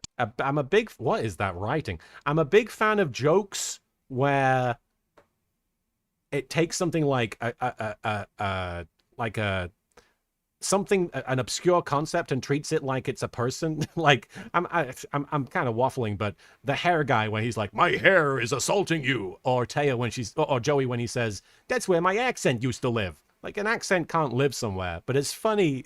It's funny to think that his accent was living somewhere else. Dear What is this? Hi, him episode like Scroob about drag. Dasger Euclid Worstenton, aged to him puzzles. What? Taya, we found you a secret dance studio. Please come. This is Yugi's writing? No, wait, isn't this somebody tricking her? Oh, that's right, in the dub. In the dub, it's completely different. In the Japanese, she's being blackmailed by a pervert. And in the dub, it's like, Yugi's like, let's go hang out. And then somebody shows up and attacks her. I forgot about this. That's right, it's weird. Come at once. P.S. Bring lots of money so that I can steal it from you. Well, this is just about the worst dance studio ever. Hey, are you my dance instructor? See, she comes in angry because she's like, all right, what's the big deal, pervert? Just hand over all your money, girlie. Screw you, man. I'm not paying for lessons. Whoa, she is violent. I appreciate that Taya just is like immediately beating this guy. I was unconscious for this next part, but fortunately I can still remember it. I'm here for my ballet classes. I should warn you, I look damn good in a tutu. I'm so happy at the number of people that have cosplayed Yami Yugi wearing a tutu as a result of that. It's not that many, but it's enough to make me happy. I should warn you. It's the warning. It's like, hang on. You're gonna want to back off, because I'm busting out the tutu. Get lost. I'm trying to mug this girl. You won't He's trying to mog this girl. like me when I'm angry. Hulk smash! Oh, wow. And I've actually brought the Hulk joke back a few times with Exodia and in a recent episode. In fact, I think it was the last episode of YGO Abridged. No, it was the one before that with Hulk overhead suplex. There's been a few incredible Hulk jokes in my show, and I'm happy to know that because I'm a huge fan of the Hulk. I'm very excited to see him back in Spider-Man Brand New Day. Spoilers if you didn't know that. When I woke up, I was staring at the man of my dreams. Hey, Sweet Cheeks, you want to get off the dance floor? Sweet Cheeks. I'm about to shake my moneymaker. See, 2 butt references in one sentence. Sweet cheeks and moneymaker. I was putting the butt references in there even back then. And then we got married and had 2 beautiful children. I'm pretty sure I don't remember that part. Hey, Taya, do you still have that waitress uniform? Hey. Whoa! Hey, stop developing your characters. We have card games to play. Look, everyone. That's kind of funny. Some random loser is blocking our path. Ever since you beat me in that first episode, nobody has been able to take me seriously. But that will all change once I defeat you in a children's card game. Wait a minute. Is this the episode where Kaiba and Yugi duel? Again? Wait, why did I call it When Yami Met Sally? I could have come up with a way better title referencing Kaiba and Yugi dueling. That Kaiba bloke needs to get shagged. An English variation on that Kaiba kid needs to get laid. I needed Tristan to say big time. I have to beat Yugi if I ever want to see my little brother again. I miss you, Mokuba. Oh, we got music playing. Kidnapping number 1. I think that's not technically true. I believe he got kidnapped before that. Been grabbed. Oh shit, we've got future kidnappings. Wow, we've not even gotten to this yet. For those of you who don't know, yeah, foreshadowing of sorts. That's just, I guess it's just actual shadowing. That is Bakura grabbing Mokuba to make Kaiba duel him in one of the imminent episodes in the next, I want to say in like 5 episodes time that's going to happen. Wow. It's weird to think about. I've actually thought of a few gags related to this one as well. Of the way we were. He does get grabbed a lot. Perhaps I should consider keeping him on a leash. Don't say that. Don't. Accept your challenge, Kaiba. Kicking your butt never gets old. Let's play on the roof as an homage to Clerks. Man, why would Kaiba know about that movie? I have to wonder. He would not watch a movie about people who are earning minimum wage. We'll use my new dual disc system, because I have a hard-on for technology. Don't worry, Yug. We'll be supporting you all the way. $10 on Kaiba. $50 on Kaiba. 100 quid on Kaiba. Back now, Bakura is actually raising the bet significantly there. Not just because it's 100 versus 50, but it's pounds. So back then, that would have been significantly higher.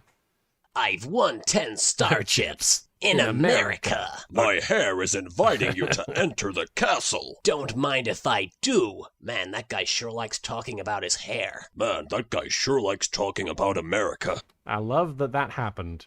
I remember getting to that part, rewatching the show to make fun of it, and realizing that those two guys interacted. I was so giddy.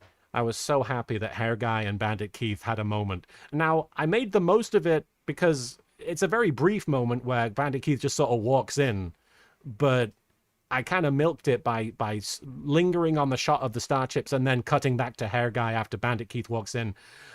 I was sad that they had no more moments than this, but I think I made the most of it. You may have beaten me before, Yugi, but this time I have the upper hand. I've placed my faith in the heart of the cards, and without Exodia, you have no chance of overcoming my unstoppable Blue Eyes White Dragon. Did he say he believes in the heart of the cards in the original version as well? Well, in the dub? Is that something... That sounds like a line that I was probably quoting from the actual show. And that's wild to me. Does Kaiba actually choose to believe in the heart of the cards for like a moment? That's not possible. Really? I can't believe that. Yeah, well, at least I'm not adopted. What did you just say? Sorry, did I touch a nerve? Yami Why don't you Yugi. run home and cry to Mummy? Oh, that's Ma. right. You don't have one. Yami Yugi, Yugi. I respect you as a duelist, but if you continue to act like a petulant child, then... Hey, everybody, look at me. I'm Seto Kaiba. I have a dragon fetish, and I sound like Brock from Pokemon. Screw the rules. I'm in love with Nurse Joy. That's it, Moto, you're f***ing dead. I have a vivid memory of this episode coming out and being very, very, very intimidated by the fact that I was doing another Kaiba versus Yami Yugi duel, and people had very high hopes. I remember seeing a lot of comments in videos being like, can't wait for the next one because Kaiba and Yami are dueling again, and that was great in episode 1. You gotta live up to that.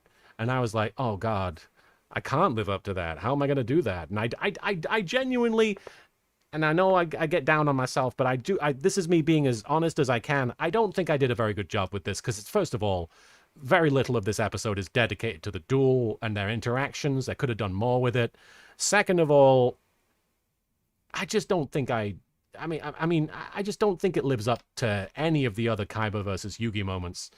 But I have a very vivid memory of this moment and people being like, well, at least he managed to make that bit where Kaiba, feigns slitting his own throat. At least he used that well. So I remember being like, well, at least there's that.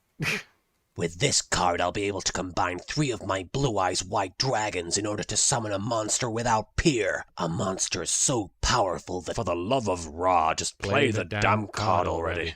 Now that is a reference to the LiveJournal community that I originally posted these videos in, which, as I mentioned in a previous stream, I do credit that LiveJournal community with being a big reason as to why people shared these videos in the first place. I think that's where a lot of people first saw them. So when Yami Yugi says play the damn card already there, that's my way of being like, thanks guys, you guys are a big part of why this worked. Fine. Come forth, Blue Eyes Ultimate Dragon. Oh, poopy. Get up on the Hydra's back, Yug. I up on the activate Hydra's asexual reproduction. Get up on the Prepare to be Hydra's completely back. smothered by my giant hairy balls. This is almost as exciting as my favorite movie, Pearl Harbor. Confession, I've never seen Pearl Harbor, but I imagine he loves the movie. Those Japanese bastards got what was coming to them. Jesus! In America. I shall fuse my... Now it's... Ultimately, I think that's funny because he's like, they got what's coming to them in America. What? No. What? They weren't in America? Fucking hell. What a line. Bandit Keith, calm down. Bandit Keith. My mammoth graveyard with your dragon, causing it to decay from the inside. Another reason why I would criticize my work on this episode is that it's the episode where Yami Yugi fuses the mammoth graveyard with the Blue Eyes White Dragon, and I don't do much with it. Like, this is a crazy moment in Yu-Gi-Oh history where he manages to basically win the duel by doing something really broken and confusing and very clearly cheating. How the hell did you do that? It's called cheating. Deal with it. Could have done so much more with that instead of just being like, I'm cheating. Yeah, I mean, I guess ultimately that is me summarizing what happened, but I could have done a better job. And speaking of doing a better job, I could have done a better job with this gag coming up, and I'm going to call it out before we get there so that you're on the same page as me.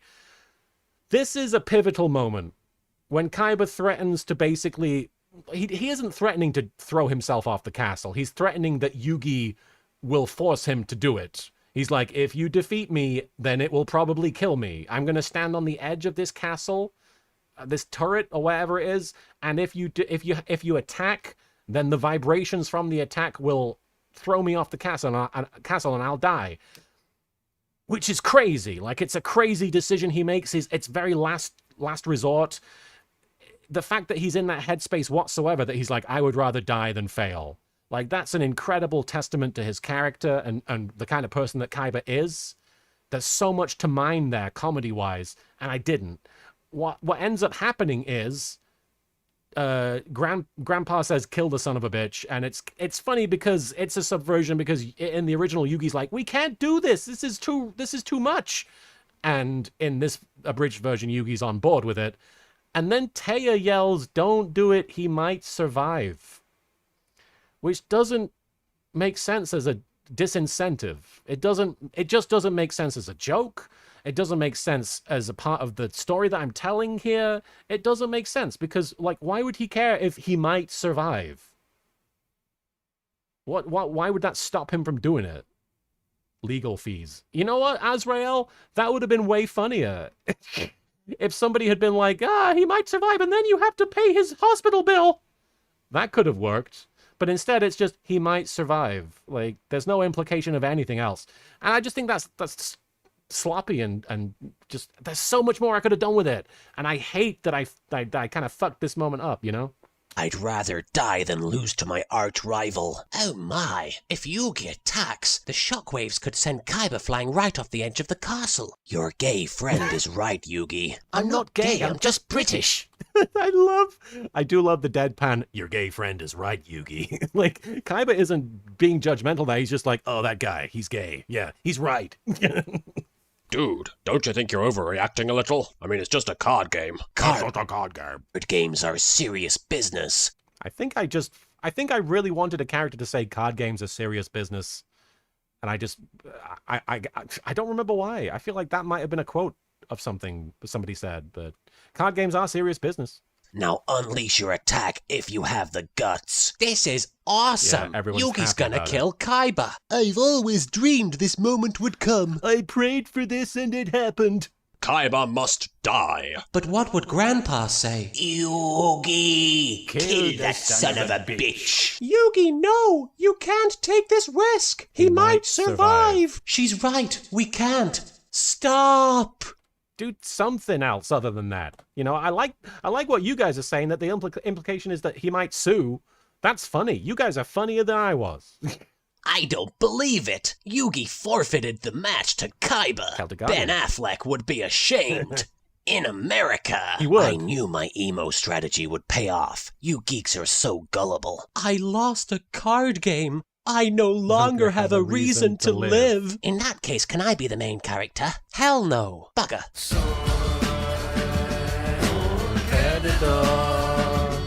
That's a song reference. We're gonna get copyright struck. Let's just... What does the scouter say about his power level? It's over 9,000! What, 9,000? I think that meme must have come out around this time, because I don't know why I used that with such random footage. That's wild.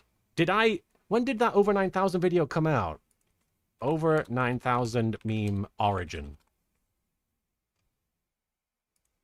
Obviously the episode, the actual dub episode was a while before this, but when did the video come out? When did Kadget post that shit? A YouTube poop of the scene October 17th, 2006. It absolutely would have been around that time. It would have been exactly around that time that the video came out. So I must have just been like, everybody's referencing this over 9,000 thing. I will do it. I will put it in a video. That's weird. That's weird to think about. All right. I'm going to quickly read some super chats. I know you guys, some of you are a bit frustrated that I do this, and I'll try and be as quickly as possible.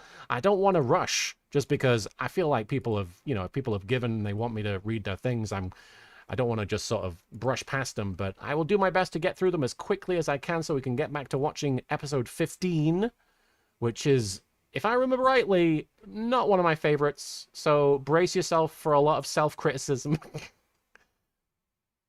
Bruh.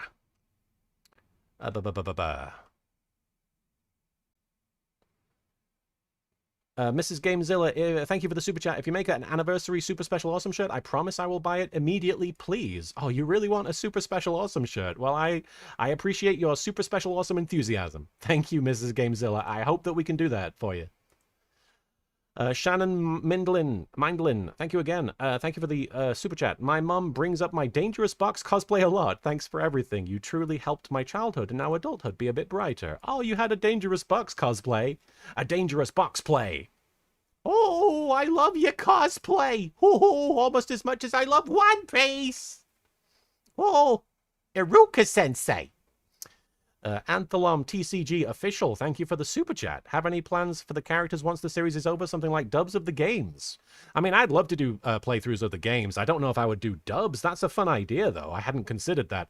I know that's a popular thing these days, is that people will do like fan dubs of games that have no voiced dialogue, which I think is a cool thing. I think that's a really fun way of practicing voiceover and getting yourself, you know, putting your skills out there.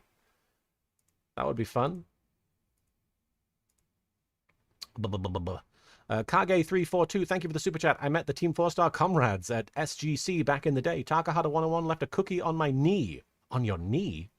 I got into YGO Abridged 2 weeks ago and haven't looked back. 2 weeks ago? Well, I hope that you've been enjoying it. You've popped in right around the 20th anniversary, so enjoy some 20-year-old content. Thank you for watching. Whenever you start watching YGO Abridged, it's always a huge honor for me. And thank you for that. GSAC, thank you for the super chat. Martin, could you please give us some of your favorite Frieza and Kaiba lines? Well, the one line that everybody loves from Frieza is, "Oh, no, no, no, please, don't mind me. Give me some ideas." Which apparently people love that performance. People love that. They find that, like, really scary. But I think it sounds kind of goofy. But, you know, I can't hear it the way other people hear it, I don't think. As far as Kaiba goes, favorite Kaiba lines, I mean, there's always, "Screw the rules, I have money," which just seems like a cop-out, but that's what I always sort of go to because it's kind of part and parcel of the show and everything. "Nice outfit, dork." I like that, but that's from the original dub. That's not even from my show. I did use it in my show. And then he says, "Nice car crash, dork." Just the fact that Kaiba's calling anybody a dork is very funny to me. Kaiba, you can't talk. You are the dork. Let he who is without dorkitude do the talkitude. Super Stitch, LK, Tristan saying stop developing your characters. We've got card games to play. Best describes this franchise in general. I do kind of agree. I heard that in this episode that we just watched, and I was like, that summarizes everything. Imp Brush, thank you for the super chat. The Naruto peeing joke will always make me laugh. In retrospect, I'm not sure why I chose to do that, but Naruto pissing on a child while dramatic music plays, if the dramatic music wasn't playing, and if you haven't seen Naruto spoof, you're like, what are you talking about? There's a scene where Naruto is caught short and he's like, "There's no time! I have to go!" And he pisses on a child who's standing right in front of him. And I debuted this video at Otakon on a massive screen with a huge crowd. And I got to hear everyone go, "Oh, what the fuck?" And that was something I just enjoyed being in that moment because I've heard a lot of people laugh and cheer and applaud, but getting to make a whole crowd go, ah, was something new. Jim74, thank you so much for the super chat. I do miss the Ninja Bridge, but I get why there's only so much time for all the series. Still a masterpiece. Ha! It's an masterpiece! It's a masturbatory masterpiece! But I appreciate that. I enjoy making Naruto spoof. It's really fucking stupid, and it appeals to my puerile sense of humor. Mrs. Gamezilla, thank you for the super chat. Actually, I do smoke marijuana. It's good stuff. Hell yeah. That's all I have to say. Hell yeah. That episode's missing.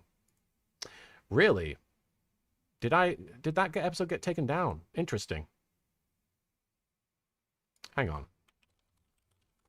I'm going to confirm that, because you might be... Isn't it this one?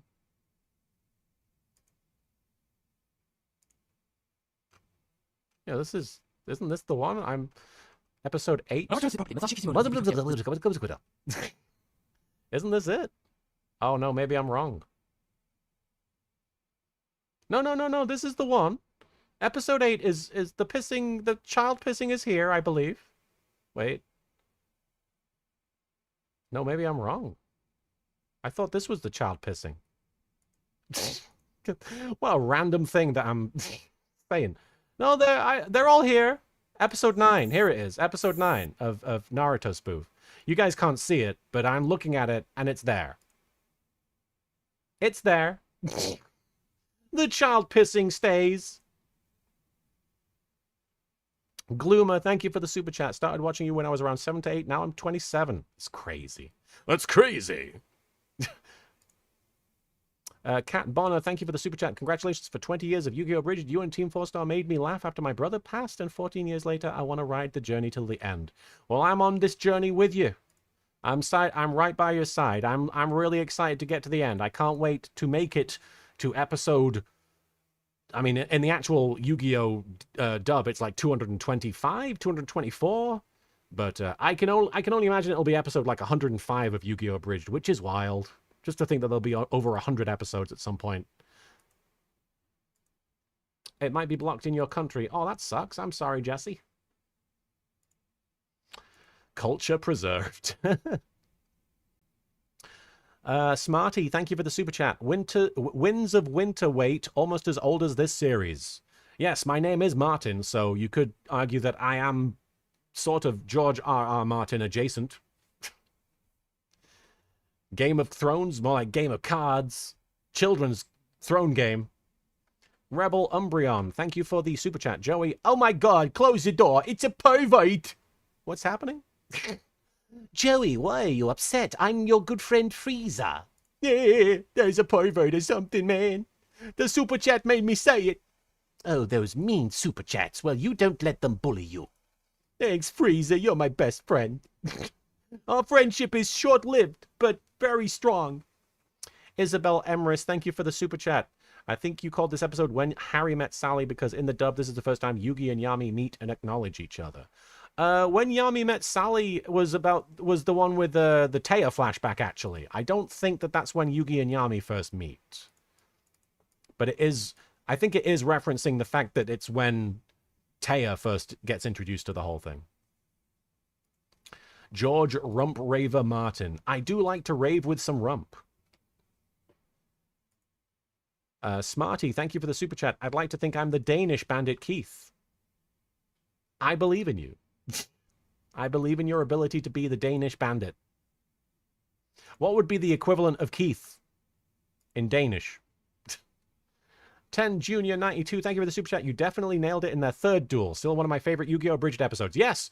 I should acknowledge that my frustrations and my regrets with this episode, with the second Kaiba and Yugi duel, were part of what encouraged me to try and make that third duel really special. Because at the time, that was going to be the last time they ever had a card game together, which, because of Dark-Sided Dimensions, turned out to not be the final time, really. But I knew that the Crowd Atlas episode had to be special. It had to be memorable. And I like to think that people seem to really like that one. Kevin in Denmark. Kevin? Bandit Kevin. Less intimidating. Somehow Keith is more intimidating a name than Kevin. I don't know how. Ridley Smash, thank you for the super chat. While I'd never ask you to go through another series, have you considered a Boo Bits style video for GX? The world needs more Posh Bastion. I've certainly considered that.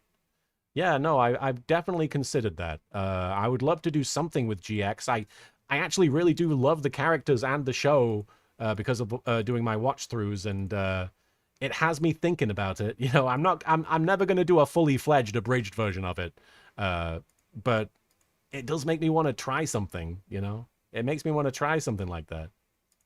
Will I make Dark Side of Dimensions Abridged? Asks Seto is live.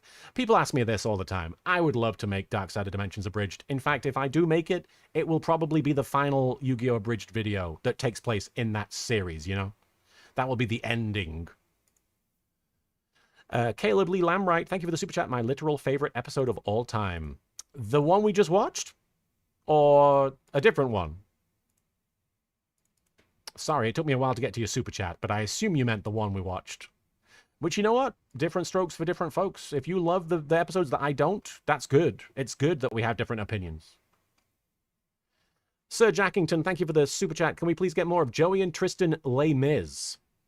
I don't know if Joey got involved, but Tristan was certainly doing the voice for Russell Crowe. I stole a loaf of bread. My sister's child was close to death, and she couldn't see anything because of card games. She needed eyesight surgery. She will need eyesight surgery again, unless you learn the meaning of the law. I know the meaning of those 19 years, 20 years of Yu-Gi-Oh! Abridged. A slave to the law. 5 years for what you did. The rest because you tried to run. Yes, 24601. My name is Joey freaking Wheeler. Anyway.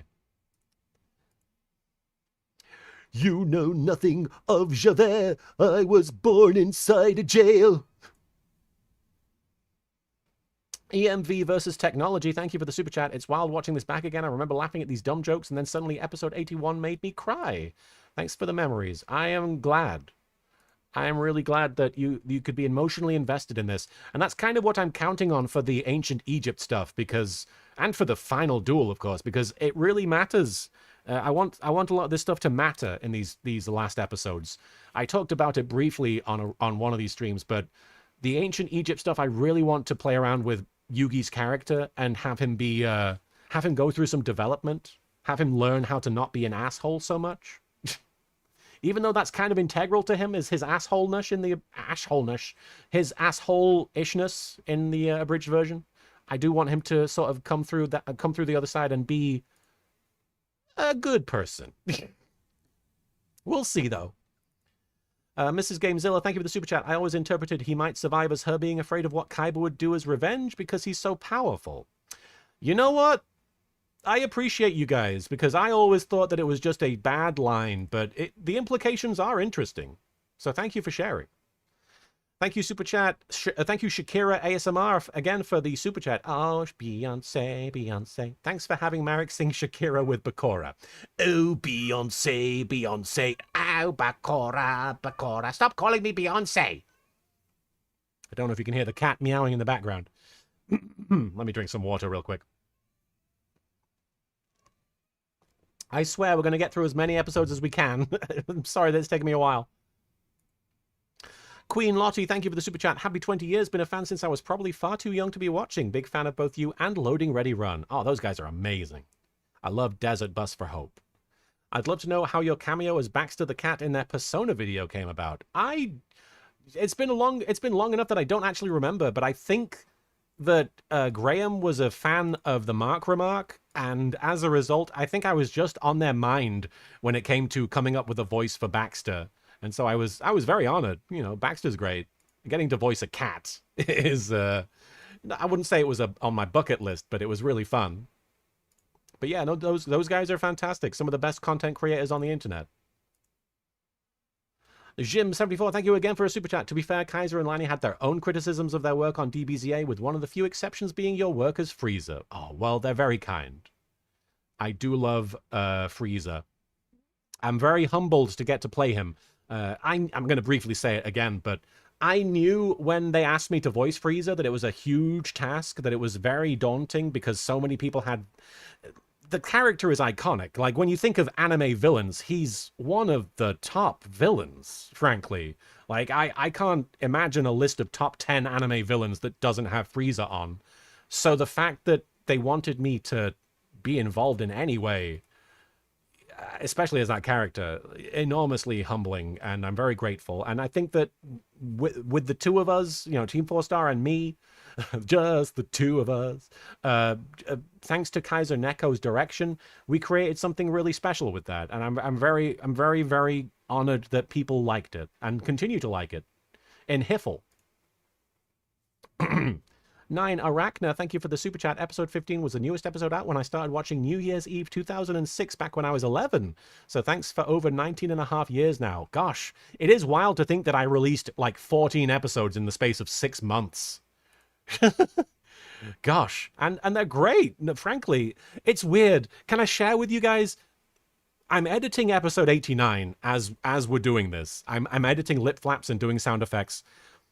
And because these episodes that we're watching don't have any editing of the lip flaps and they have no sound effects, they have no sound effects or music. Well, they have some music, but they don't have a lot of the bells and whistles that I started adding as we went on. I'm looking at these episodes and I'm like, these are great. It makes me want to not have to do lip flaps, but I need to do lip flaps. It's very satisfying to have the actual characters speaking the words that are coming out of my mouth, you know. It feels important now. It feels like it's just part of it. But I do look at these episodes and I'm like, they're still funny. They don't need to be fancy. Monster King 97, thank you for the super chat. Your show is a nice time capsule of internet eras. But, time capsule, but. Thank you. I have nothing else to say about the time capsule, but. Mrs. Gamezilla, thank you for the super chat again. Actually, I always thought he might survive as we might get our hopes up for nothing. I couldn't take the disappointment. That is also a very funny version of the line that I didn't end up using. Thank you for sharing your interpretations of it. Tristana, Queen Beeb, I'm sorry, Queen Tristana, thank you for the super chat. I was delightfully surprised when I heard the Abigail Thorne cameo in a recent episode. How did you get her on the show? Long live Lady Gaga. Abigail is a fan of YGO Abridged, and I'm a fan of Abigail. And it was originally going to be a different character that she voiced, and I questioned it. I was like, first of all, it's going to be a much longer recording session, and I'm frankly not a good director, and I would feel bad if I asked Abigail to be in one of my videos and it ended up not being as good as it could have been, if it ended up not being as funny or memorable. So I was like, surely there's a place I can put her in where it's going to stand out and it's going to feel like a great use of her and a great cameo and also be funny. And so it ended up being a cameo right at the top of the episode with the person I was originally going to have voice the tour guide just wasn't available. And so it ended up being Philosophy Tube herself. And I was really thrilled to have her involved. And she ended up doing an ad-lib about bloody the House of the Dragon. That was all her. I have to give her all the credit for that. That was a really funny variation on the line that I wrote. Hey, X the Dark One's in the chat. Good to see you. Good to see you. Good to have you. But yeah, that's how it came about. It was literally just, hey, you want to be in? And she was totally gung-ho about it. Sora Trash CNO, thank you for the super chat. Played a duel once, was losing. To be funny, I called for the heart of the cards and drew a Karibo. Oh, you're welcome. Saved me for a turn. You may have regrets for some of your old jokes, but you created timeless memories and laughs for so many. Oh, you're very kind to say.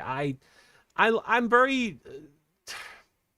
there's only so many variations I can say on how honored and humbled I am, so I'm not going to say that. But what I will say is that leading up to YGO Abridged, I was putting a lot of stuff out there on the internet. I tried making webcomics, I tried doing various things, and none of it stuck. And then I ended up making YGO Abridged because I wanted to, because it was something I just wanted to do to share my fandom and my love of Yu-Gi-Oh! And that's the thing that ended up catching on. That's the thing that ended up standing the test of time and, you know, still having a fandom and still having an audience like you guys who are enthusiastic about it. And I think that that's sort of the key to the whole thing, is that I was trying various things to get noticed, and I didn't get noticed.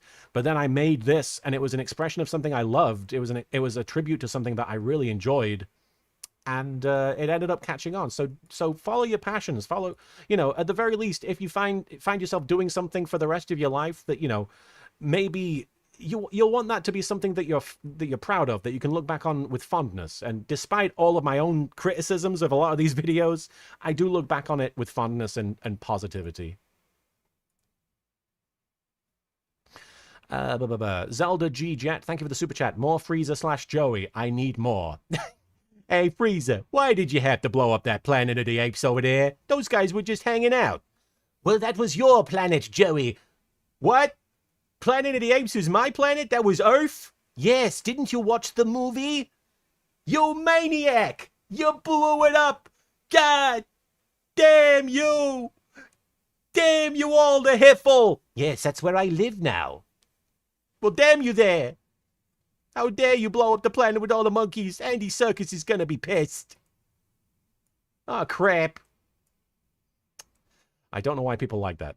Why do people like Frieza and Joey? Janie Biss, thank you so much for the super chat. I love the idea of Frieza being nice and liking all of the Yu-Gi-Oh characters.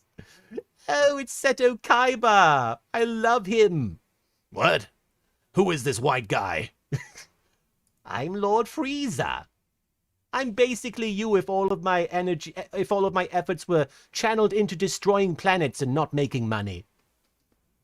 Well, that sounds like a waste of time. What are you going to do with all the money that was there? Destroy it. I don't get you. All right, a few more super chats and then we're going to jump back into an episode.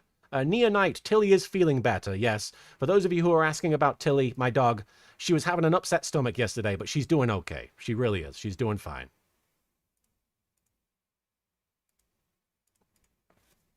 She's actually lying on the recliner right now, looking at me.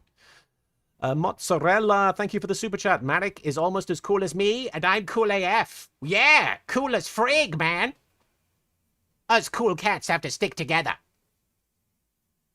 Janice Christine, thank you for the super chat from somebody who's been watching for all these 20 years and had a daughter and moved to Kyoto as well. Thank you. Wow. What a journey. I do appreciate it. Gosh, it is... I do often think about the fact that Yu-Gi-Oh! Abridged being 20 years old means that it's old enough to, like, have a life. It's old enough to play a children's card game, I like to say. But it's old enough to do all kinds of things now. That's really wonderful to hear about your daughter, and congrats on the move. Janice? Fruity Groovy, thank you for the super chat. Since the Dark Side of Dimensions is primarily manga continuity, do you think you will make some joke references to the manga that you'll not explain in an abridged version? Yes, I absolutely will make acknowledgement of the fact that it's in a different continuity. It's weird. A lot of people don't clock that because, they don't really reference it much in the movie. But yes, it is not in the anime continuity. It is specifically manga, which is why Duke Devlin's dad is there. Andre, thank you for the super chat. Thanks for all your effort. To me, Yami Yugi using the little computer to learn about Dungeon Dice Monsters Live was the original AI assistant. Yami Yugi using AI to win games. He really is a cheat. All right. In a year, Yu-Gi-Oh! Abridged will be able to drink and smoke. Hey, Yu-Gi-Oh! Abridged has been drinking and smoking since day one, I think. That explains a few things. All right, let's jump. Weevil's been staring at me incredulously for a while. Let's jump into episode 15, which is called Duel of... Oh, there's Star Wars stuff already. From Star Trek references to Star Wars references. This episode's called Duel of Fates. I'm going to be honest. I don't have a lot of fond memories of this one. And it's not specifically... It's not specifically for... You might think it's because there's sexist jokes in it, because there is a sort of sexist gag in here where... there's a laugh track that plays when Taya says women can do anything because they're as good as men. And that joke was meant to be about the fact that anime treats women like they can't do that. It doesn't come across that way. That's not the reason I don't like this episode. The reason I don't like this episode is, you're, again, wasting Kaiba versus Pegasus. That could have been, like, a whole, like, several minute long video. And it should be something that is, like, I do something with it. And if I remember rightly, I don't think it's done very well. I think it's kind of abbreviated. Oh, and at one point Yugi's like, kill yourself, Kaiba, which I don't think is very funny, but he is an asshole. Let's watch the attempt at a Star Wars parody on an island far, far away. That's kind of funny. Jesus! Card games! Back when you could just put the word card games on the screen and that was funny. Like, I do actually think that's funny. Instead of Star Wars, it's card games. I think that's funny. Anytime that I'm just like, it is about card games. Was it always that loud? I don't know. Let's turn it down, guys. Oh! Let's read it. It is a period of civil war. Yugi Moto, having lost a children's card game, has gone all emo. Oh, I do the audio description for the Star Wars movies, so this is technically my job. In space, yellow text flies through the screen. Meanwhile, Seto Kaiba has infiltrated Pegasus's castle, again, in a desperate attempt to rescue his far more appealing younger brother. Unbeknownst to either of them, George Lucas is planning a super special awesome edition of Yu-Gi-Oh! Where they'll both be replaced by dancing CGI monkeys. When's that coming out, George? Sorry, Red MGR4RO. It was loud, I do apologize. In America. Come on now, it's cheeky. Yugi. More circles. Although that was a Star Wars thing, wasn't it? The little white thing. Fucking hell. When it was... Anybody could have made that joke. George Lucas doing special edition or something. That's actually a good idea, though. He should do a special edition of Yu-Gi-Oh! He should add dancing Twi'lek girls to the background of every shot in Yu-Gi-Oh! Cool, neat day! I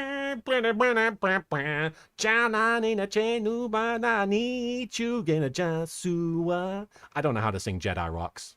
He hasn't said a word since he lost to Kaiba. Yug, answer me. How many fingers am I holding up? You're not holding That's any. right, 0. Man, you're good at this game. I'm immediately laughing at the joke. The episode that I said was not good. This is always wild when you see Yugi's hair like this, and there's just like a void. Like his hair is just solid void. Let's play something else. Check his pulse, Joey. Listen, Yug, I lost a card game to Kaiba too. It's just not going to acknowledge that Bakura said check his pulse again? But I didn't get all mopey about it, even when I started having these really erotic dreams about him. I mean, I was in a dog suit and everything. Wait a minute, have you been having dream sex with Kaiba behind my back? Answer me, you two-timing bastard. I love Yugi being so despondent that he's like, I'm not looking at you. Oh, please, who hasn't had dream sex with Kaiba? Oh, what the fuck is that my voice? Now, this is like the third iteration of my voice or something, because before it was actually attempting something feminine, and now it sounds like... I don't know what I'm doing with the voice. It sounds like I'm artificially pitching it up a bit. It sounds like I've sped it up a little bit. Look, everyone, it's Skankety Slut. Actually, my name's I sound like I have a cold. That's what I sound like. Valentine. That's what I said, Skankety Slut. Why is Taya's eyes doing this? I heard Yugi had lost his will to live. That is such a turn-on for me. You have a cold, Martin, from 2006. Go and blow your nose. I just love broken men. I'm sick of you flirting with my future husband. It's time we settled this like real women. Woohoo! Cat fight! No, not like that. Mud wrestling? No. Naked pillow fight? I do remember being very entertained by the delivery of naked pillow fight. And also the fact that Tristan is staring into Ryo's scalp while saying this. Is the naked pillow fight in your hair anywhere, Bakura? No! Is it a reference to Dr. Girlfriend from Venture Brothers? I don't think so. I don't think this was. I know I referenced that later on with certain things, but I don't think that's what I was doing here. Embroidery contest? That shot of Taya. What? My Skankentine, I challenge you to a card game. And what's more, I'm gonna beat your bleach blonde butt right back to Boobyland. No, so far, the writing is better than I remember. I'm gonna beat your bleach blonde butt back to Boobyland? That's good. Taya actually has some sass going on here. A woman winning a card game. That's the craziest thing I've ever heard. Didn't she beat you in the second episode? Do you want to go back in the box? Please don't send me back there. Which of my painfully adorable monsters? Oh, the Poochu from XL Saga. Well, I forgot that occasionally I would throw in a bunch of memes in the card art. Let's see. We've got Poochu. We've got the Happy Feet, Penguin, Mumble. We've got Bubbles from Powerpuff Girls. I think we've got Jigglypuff. I don't know if we have any more references in those cards back there, but the Poochu from Excel Saga. Very cute and annoying. What should I use first? Whatever you do, Taya, don't look directly at a cleavage. It's like a black hole. You'll get sucked in. Face it, kid, you don't stand a chance against me. You're just You don't stand a boob of a chance. Breasts and stuff. a cheerleader who stumbled her way into the big leagues. What is this voice? I can't believe this. If I were you, I'd quit right now. I got a lot of people messaging me over the course of season 1 being like, I don't like the way you're voicing Mai. Go back to the way you used to voice Mai. And I remember at the time being like, what are you talking about? But now that I'm looking at this, I'm like, oh, you can't get turned on by that. I won't give up. I'm going to beat you, Mai. And when I do, it'll prove that women are equal to men. Laugh track. I'm serious. Take off your clothes. I summon shining friendship. See, some people I'm sure look at that and think, I bet he regrets that joke. No, I think that's funny when you recognize that it's making fun of that attitude. I still stand by that. I understand it can be misconstrued, but personally, I think that's fucking funny.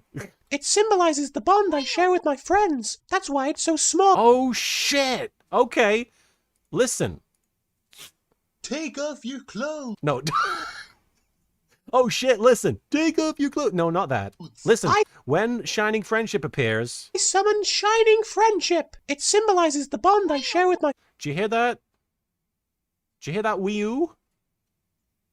Okay, keep that in mind, and I think it's going to come back. friends. That's why it's so small and fragile. It has Joey's courage, Jesus. Tristan's spirit, and Yugi's heart. Aren't And Bakura's face. you forgetting someone? Who's that? You know, long white hair, dashing good looks, Oh. slightest hint of an accent. I love that Bakura's kind of got an ego. He's like, I'm a good-looking guy. Pegasus? Me, you trollop. Hey, stop groping my Yugi muffin. Bugger off, you had your chance. It is really funny that Bakura's just like, I'm holding you. He wouldn't stand up if I didn't do this. He would just fall right down. Oh, Harpy Lady, destroy shining friendship. Nothing can destroy friendship. It's the most powerful force in the universe. It's even stronger than Chuck Norris. I remember doing a top, in the first Yu-Gi-Oh! Abridged Spectacular-mathon, I did like a top 10 jokes from Yu-Gi-Oh! Abridged, and I think that Chuck Norris joke was used for every single joke. It was like the top 10, here's number 10, the Chuck Norris, number 9, Chuck Norris, number 8, Chuck Norris. And the joke was that that's a terrible joke. Because everybody's made the Chuck Norris joke at some point. It's not that funny. Maybe it's funny. It's not funny enough to carry that moment. Blasphemy. These are the worst Blasphemy. strippers I've ever seen. I surrender. My breasts can't withstand another friendship speech. Victory is mine. I should try friendship speeching at people's breasts. See if they'll survive. Tilly, up you go. Go on, up you go. She needs encouragement to jump on the couch. This duel has given me newfound inspiration. After all, if someone as worthless as Taya can win a card game, Jesus. this tournament should be a piece of cake. Why is she worthless? Pegasus's castle. Pegasus. Look at all them star chips, though. I feel like you could probably just, No, you could probably get through that lock by cheating, but you'd need specifically those star chips, I guess. I don't know. It's a weird lock, though, looking at it. You'll never find a more wretched hive of scum and villainy. We must be cautious. All right. Star Wars jokes, I guess. Attention, duelists! I had such a cold. Blow your nose. You guys are not duelists. I'll need to see your identification. Me love you long time. Okay, so I want to tell you a story about that. Taya saying me love you long time there led to one of my close friends using that phrase inappropriately, frequently. Shout out to Katie, a good friend of mine that I still am very close friends with. Back in the day, she thought that phrase just meant, I will love you if you do this for me. Not the actual implication of the line. So she was going around saying, me love you long time to people without realizing the implication. If you don't know the implication, It's not PG. I ended up explaining it to her because she kept using it. And I was like, you know what that means, right? You know what that's from, right? Yeah, Katie did X. And I think I see a Linkara in the chat. Hey, shout out to Linkara. I'm sorry if I've missed you in the chat before, but it's great to see you, sir. Thanks for being here. You don't need to see their identification. I don't need to see their identification. Now, he should say, my hair doesn't need to see his identification, really. These aren't the breasts you're looking for. These aren't the breasts I'm looking for. Move along. My hair is in love.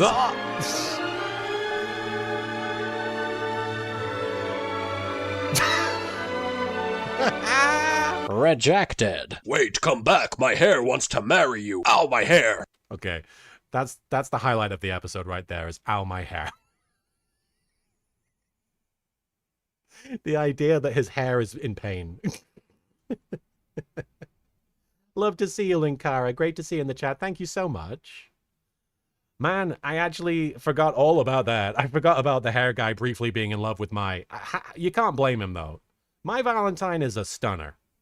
Come on, gang. Let's go rescue that old man who lives in my basement and eats all my food. Bandit. That's the first reference to the grandpa living in the basement. And I'm pretty sure that Yugi saying, and eats all my food, is a reference to the movie The Burbs, where they talk about, there's a bunch of people in my house and they're going through my parents' fridge and they're eating their food. Keith, you no good son of a bitch. This is for trapping me inside a cave with Bakura. He doesn't know who that is. You punch like somebody who isn't American. I want to give a shout out to that line where he says, Bandit Keith, you son of a bitch. Well, actually, let me go back. Bakura, you punch like somebody. No, too far. A bitch. A bitch. To my basement and eats all my... Look at the way Bakura's looking at Yugi. I'm so proud of our little guy. We raised him well. Food. Bandit Keith, you no good son of a bitch. So the first American convention I went to after I made Yu-Gi-Oh! Abridged was Anime Weekend Atlanta, actually. Somebody mentioned it earlier. And I went there as an attendee, and I saw a Bandit Keith cosplayer.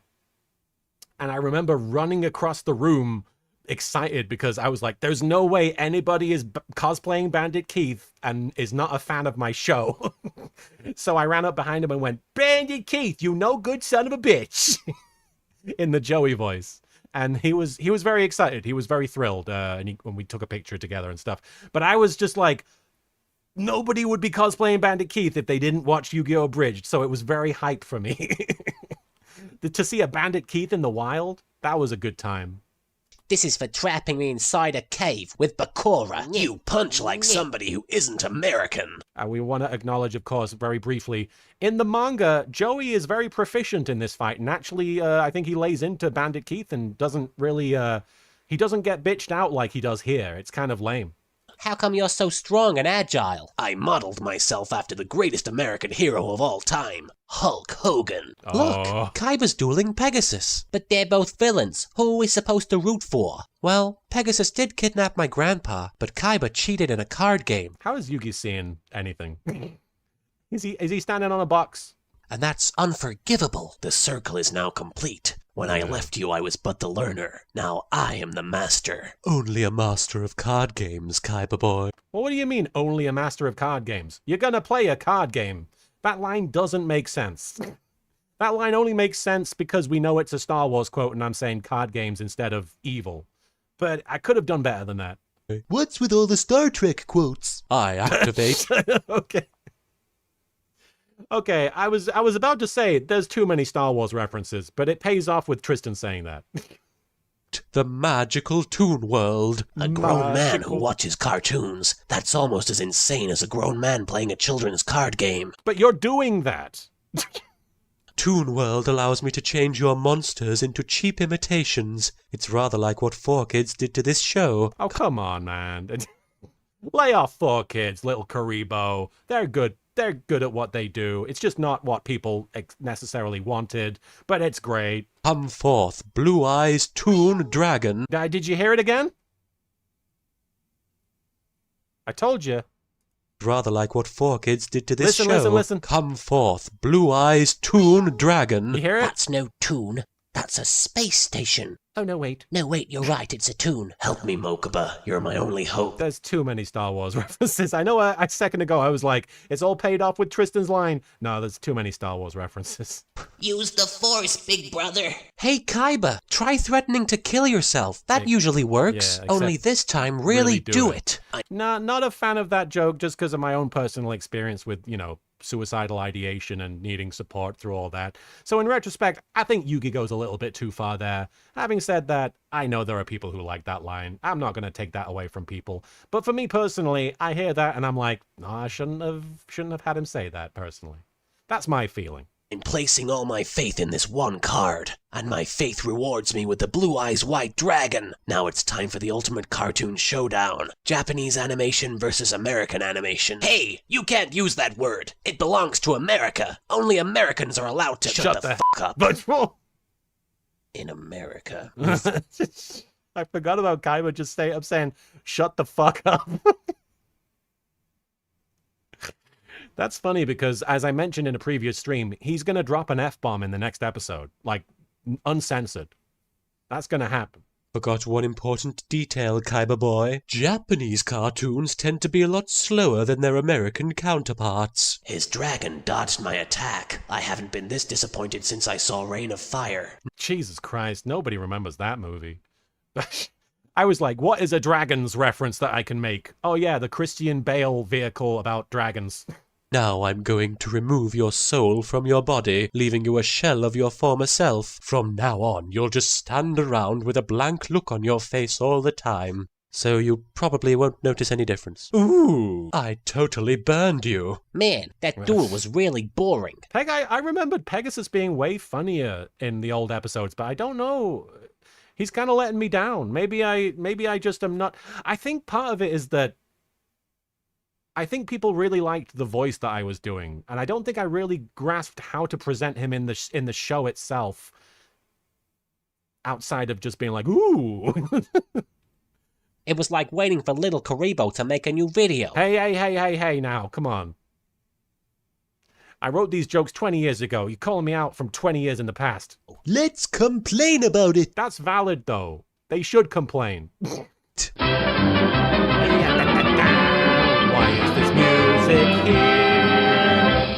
Next week on Yu-Gi-Oh! Yugi never told you what happened to your father. He told me enough. He told me you killed him. No, my hair is your father. That's not true. That's impossible. Search your feelings. You know it to be true. No. What's this? Ding ding ding Oh, ding ding fucking ding hell. ding ding. I love the little Karibo phone thing. The little phone toy. What do you call that? That's cute as shit. I love that Taya has that. The fucking crazy frog, or the annoying thing, as it was often legitimately called. Wow, that must have been around the same time as Over 9,000. Gosh, all the most frustrating and annoying memes are popping up in here. Now, I want to mention, I highlighted a sound in that episode that I thought was going to be way funnier when I originally made the episode, but it's actually something I completely forgot that I did. And it was something that I actually, like, relatively recently was like, I should have done that joke. And it turns out I did. So before I introduced actually using sound effects in Yu-Gi-Oh! Abridged consistently, I thought it would be really funny if every time a monster's a monster's attack points appeared, you heard someone go "wee," like just because that's the iconic sound. It's the "wee," the little thing popping up in the corner. And so that voice that you're hearing in that episode, that's my ex-wife, Abby, who appears a few times in several episodes. She ends up playing Rebecca when she shows up. She played Gary Stu when that character was in the OVA, the other abridged movie, I called it. And she voices the ocean in Mako Tsunami's sort of goodbye episode. But that was one of probably the first time I had a guest voice actor in my video was that little wheel. Yeah, so shout out to Abby, my ex-wife.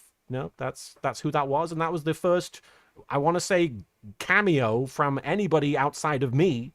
Yes, Abby does equal Safety. That's correct. You are remembering correctly.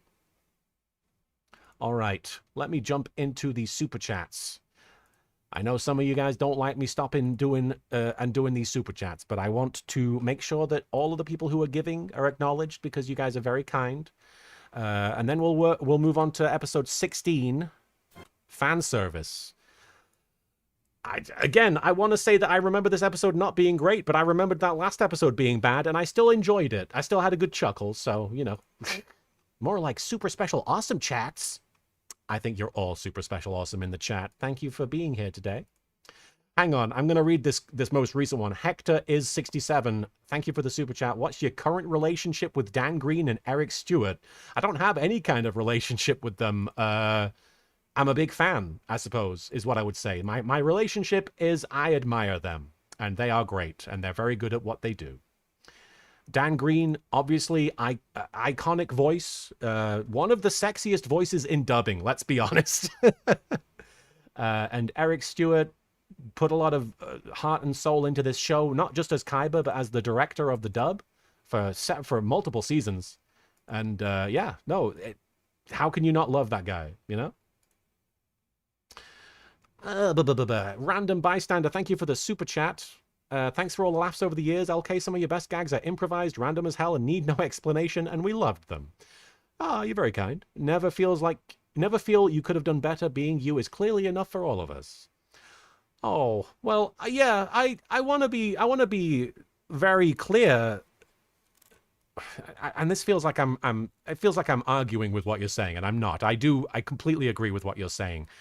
When I look back on some of these videos and I'm like, I could have done this, you know, I accept that I didn't. I accept that I made the videos that I made and I put them out there. And at the time, maybe I could have stopped and you know, reworked certain things, but I didn't. And I'm very proud, ultimately, of the end result, no matter how many flaws I find in some of these videos, no matter how problematic some of the content is. I'm proud of, like, all of it. Like, I can put my name on every single one of these videos in the Abridged series and be like, yeah, I made that. I'm very happy to have made that. Some people like to blow it out of proportion and be like, he's ashamed of what he did. No, sometimes I have concerns. Sometimes I'm like, that doesn't work. And sometimes I'm like, I shouldn't have said that. But people have embraced it, and it has a life beyond what I put into it. And I'm very okay with that. I want people to know that when I think of this show, I'm happy. When I think of this show, I'm proud. When I think of this show, I think of all the laughter, and I think of all the love that has been produced as a result of putting it out there. I'll never think of it in a negative way. I'll never think, oh, that bloody show that I made, what a waste of my time. No, this was one of the greatest experiences, and it will continue to be that for me. So please know that when I do express that I could have done a better job, it's more clinical. That's not how I feel on an emotional level. That's how I feel as somebody just looking at a product and being like, this has some issues. Shakira ASMR, thank you so much for the super chat. Not to step on Masako X's toes, but I'm curious, what would your interpretation of Goku from DBZA sound like? Oh, you're putting me on the spot, and I've put absolutely no thought into it, and I'd probably just be doing a lame version of what Masako does, but Hey guys, it's me, Goku. terrible. It would just sort of be Yugi, but with more enthusiasm and a bit older. That's like my shonen hero, like, hey guys, what's up? Let's go on an adventure. It would just be that. Just not as good as Masako, obviously. We love Masako X's Goku. We love Masako. Good guy. Biazar, thank you for the super chat. I feel like Kaiba and Frieza would get along particularly well. Happy 250th anniversary. It feels like that after going through some of these super chats, right? Kaiba and Frieza. Well, we did have them interact a minute ago, but hey, Frieza. Hey, Kaiba. Looking pretty good. What? You're looking good, Frieza. You don't look too bad yourself there. You filthy rich monkey. Yeah, I appreciate that. I acknowledge that I am a monkey, but I am filthy rich. At least I'm not a dueling monkey who has no money, like Joey. Yes, I'm actually friends with Joey, so don't shit talk him so much, please. You're friends with Wheeler? Yes. We met recently. Why do you like that guy? Oh, he's just a chill guy, you know? Anyway, I'm not good at ad-libbing. Yo, BGS, do you remember the channel that every time you would upload, they would upload the episode number +1 and it was just as like a song and the Flintstones game? I sure do, yo, BGS. That was a whole thing. That was weird. It confused my parents because they would sometimes look for my content and they'd find videos like that instead. And they'd be like, what are you doing? Why did you make this? Chopstick Girl 241, thank you for the super chat. Joey is Frieza's pet. This is weird. Everybody's talking about Joey and Frieza. Joey is Frieza's pet. Convinced him only he has the secrets to unlock Brooklyn Rage. Oh, yes. The secrets to defeat the Super Saiyan God. The only way to do it is to go Brooklyn on his ass. Yeah, man. You just gotta stand there and be like, hey, I'm walking here. Hey, I'm walking here. I don't walk here, though. I float around in my little pod, and I fly. I don't walk anywhere. Well, you gotta start walking if you want to feel like you got Brooklyn Rage, man. All right, I suppose. I am walking here. Nicole Flotner, thank you for the super chat. My brother and I still quote you all the time. We went to Japan and kept making Yu-Gi-Oh! Abridged jokes while looking at the rare Yu-Gi-Oh! Cards. You're awesome, man. Oh, well, I'm very jealous that you got to go to Japan. I would love to go one day. I would love to go to the Kamen Rider store. And also look at Yu-Gi-Oh! Stuff. I would love to go there and bring some Yu-Gi-Oh! Cards, or even pick some Yu-Gi-Oh! Cards up there and really feel like what the characters must have been feeling, you know? That's part of the reason I started collecting cards, the cards that I do have. I don't have a lot. But I really wanted to know what it felt like to hold the cards in my hand and be like, this is what the characters feel. Andrew Brown, thank you for the super chat. What would Frieza think of Marek's brilliant plan to push Yugi off a boat? Well, it doesn't have any planets blowing up, but... if it takes longer than 5 minutes, then it's a waste. Any plan that lasts longer than 5 minutes, aka 25 episodes, you're just putting too much thought into it. Red7134, thank you for the super chat. LK, could you turn the volume up a bit? I think my neighbors are still sleeping. I do apologize if some of these videos are a bit louder than others. I didn't know how to mix audio back then. Prasakor C, thank you so much for the super chat. You're very generous. This show has got me through everything from long plane rides to the most traumatic event of my life. Hearing that opening theme makes everything better. Congratulations on 20 years and good luck completing the show. I'm very grateful and I hope you're doing okay. I'm very honored to have been helpful for you in times of need like that. Obviously, I've been on a few plane rides myself and I've needed stuff to listen to. And I've gone through some traumatic experiences. And I do often turn to media that is comforting to get through them. So I'm glad, I'm grateful that I could be that for you indirectly. And thank you for the congratulations. I will agree with you. The opening theme of Yu-Gi-Oh! Abridged, or rather the opening theme of the Season 0 Toei show, the TV Tokyo show, Kawaii ta Sakebi, I think I'm saying that right. I probably butchered it. I don't know. My Japanese is not great. But that really does bring me back to a certain time in my life. It really does kind of, it makes me feel good hearing that. Kawaii ta Sakebi da. Like, honestly, just hearing that bit is like, yeah, everything's going to be all right. You know? I don't know if you guys feel that. But I think some people ended up making a bridge series and they were like, we have to use the Japanese version of the theme in order to be sort of analogous with the Yu-Gi-Oh! Abridged version. But I've always been like, no, I chose that theme because it sounds good. I didn't choose it because it was the Japanese or anything like that. I chose it because that is catchy as hell. And if I tried putting the actual Yu-Gi-Oh! Theme, I don't know if it would have worked as well. Set Kirby down. Fred Fuchs, thank you so much for the super chat. Top 10 funniest jokes in Yu-Gi-Oh! Abridged contender. It's almost as funny as Chuck Norris. Reaper's Agent, thank you so much for the super chat. Here's your friendly reminder. Taya is the only character in Duel Monsters that goes canonically undefeated in the entire series. Ignore her duel count. That is cool, though. Like, Taya is not bad at the game. Taya is actually able to hold her own. I obviously changed some of those outcomes, at least one of those outcomes in the abridged version, and we'll see that as we get further into the show eventually in a few years. But, no, yeah, Taya, surprisingly cool. Everybody thinks of her as just a bunch of friendship speeches, but she has some friendship, like, she can back it up. She can back up her friendship speeches with some 1-2 punches. She got some good cards, apparently. Recovering Attention Ho, thank you for the super chat. Can you add Yu-Gi-Oh! R jokes in new episodes? I'm sure there might be opportunity to have 1 or 2 in there, but it's not something I'm going to go out of my way to... What just happened?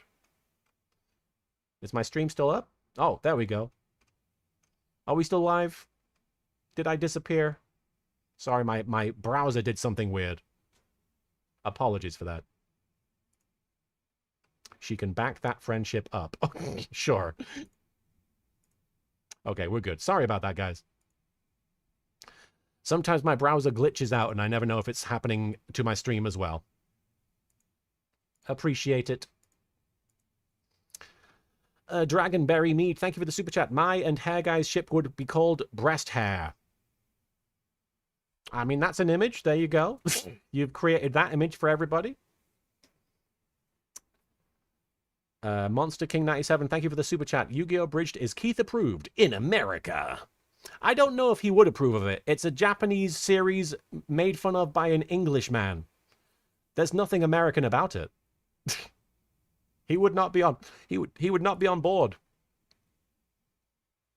Oh, sorry. Justy Guy, thank you for the super chat. Only a master of capitalism, Kaiba boy. That's good. Hector, thank you for the super chat. Why doesn't Eric Stewart want to say abridged lines? He just doesn't want to. It's not something that he ever wrote or said. He also, I'm going to acknowledge it, doesn't appreciate or like the fact that the abridged series exists, and I understand. I think I've talked about this in a previous stream. He put a lot of blood, sweat, and tears into the show. He put a lot of his life into the show. It was a very important part of his career. And, you know, I can understand people being like, oh, this thing that makes fun of it is not cool. You know, this thing that makes fun of something that is an important part of my career. You know, I get why they wouldn't be on board with that. And there are people who say, well, why doesn't he just, you know, roll with the punches and play along? He doesn't have to. It's completely understandable. Just because some random guy on the internet is making jokes about something, he doesn't have to be on board with that. That's his call, and it's a completely respectable perspective. Like, I think it's a shame when people think that, you know, if people aren't on board with a joke that's making fun of them, that there's a problem with that. No, that's a completely rational response, you know? That's completely rational, in my opinion. Wing of Shoe, thank you for the super chat. Rain of Fire can vote now, and it votes you off. Well, nobody remembers that movie, so... All right. We got a few more super chats. Quite a few more super chats. I do apologize. Hector, thank you for the super chat. Oh, I already answered this one. Death Shredder, thank you for the super chat. Hot take, 2 of my all-time favorite Yu-Gi-Oh! Arcs have to be the Virtual World arc and Doma arc. They just had some of the best duels with the Deck Masters, Seal of Orichalcos, and the Legendary Dragons / Fusion Knights. Yes, these are some of the seasons that, you know, are kind of, you know, people have varying opinions on them. And I used to be a person who disliked the Doma arc, and I've come to like it a lot more in recent memory from making fun of it. I actually ended up enjoying it. I have a newfound appreciation for the Waking the Dragons story arc.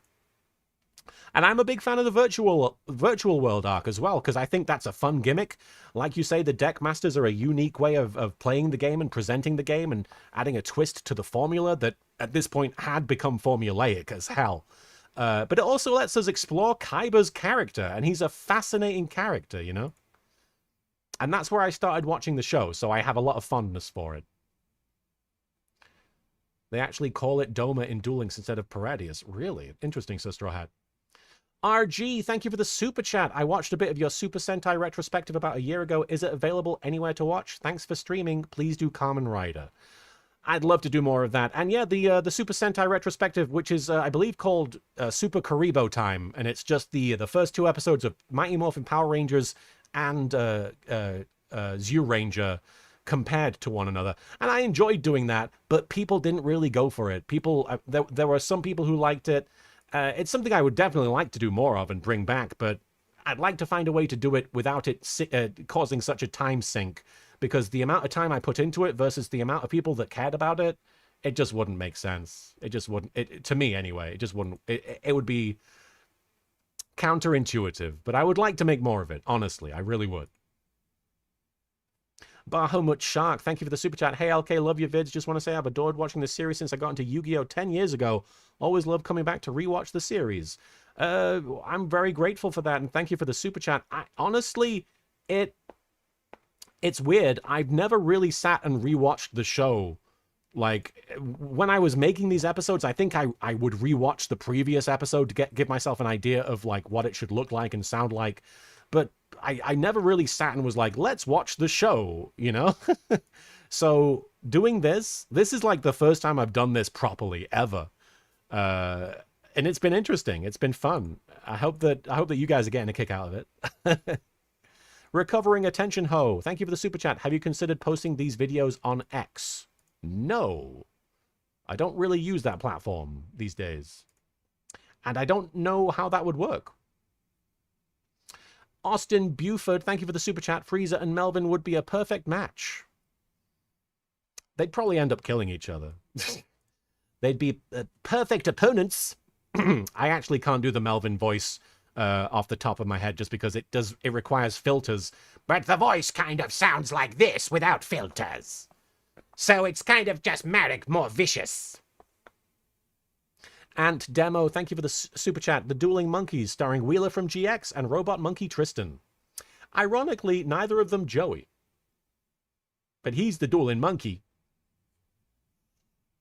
No, Sir Straw Hat, it's not running on Twitch just because I don't have the mental capacity to be watching Twitch and watching YouTube at the moment. I kind of just want this to be a YouTube thing, but I will get back to streaming on Twitch at some point. I do apologize. Oh, sorry.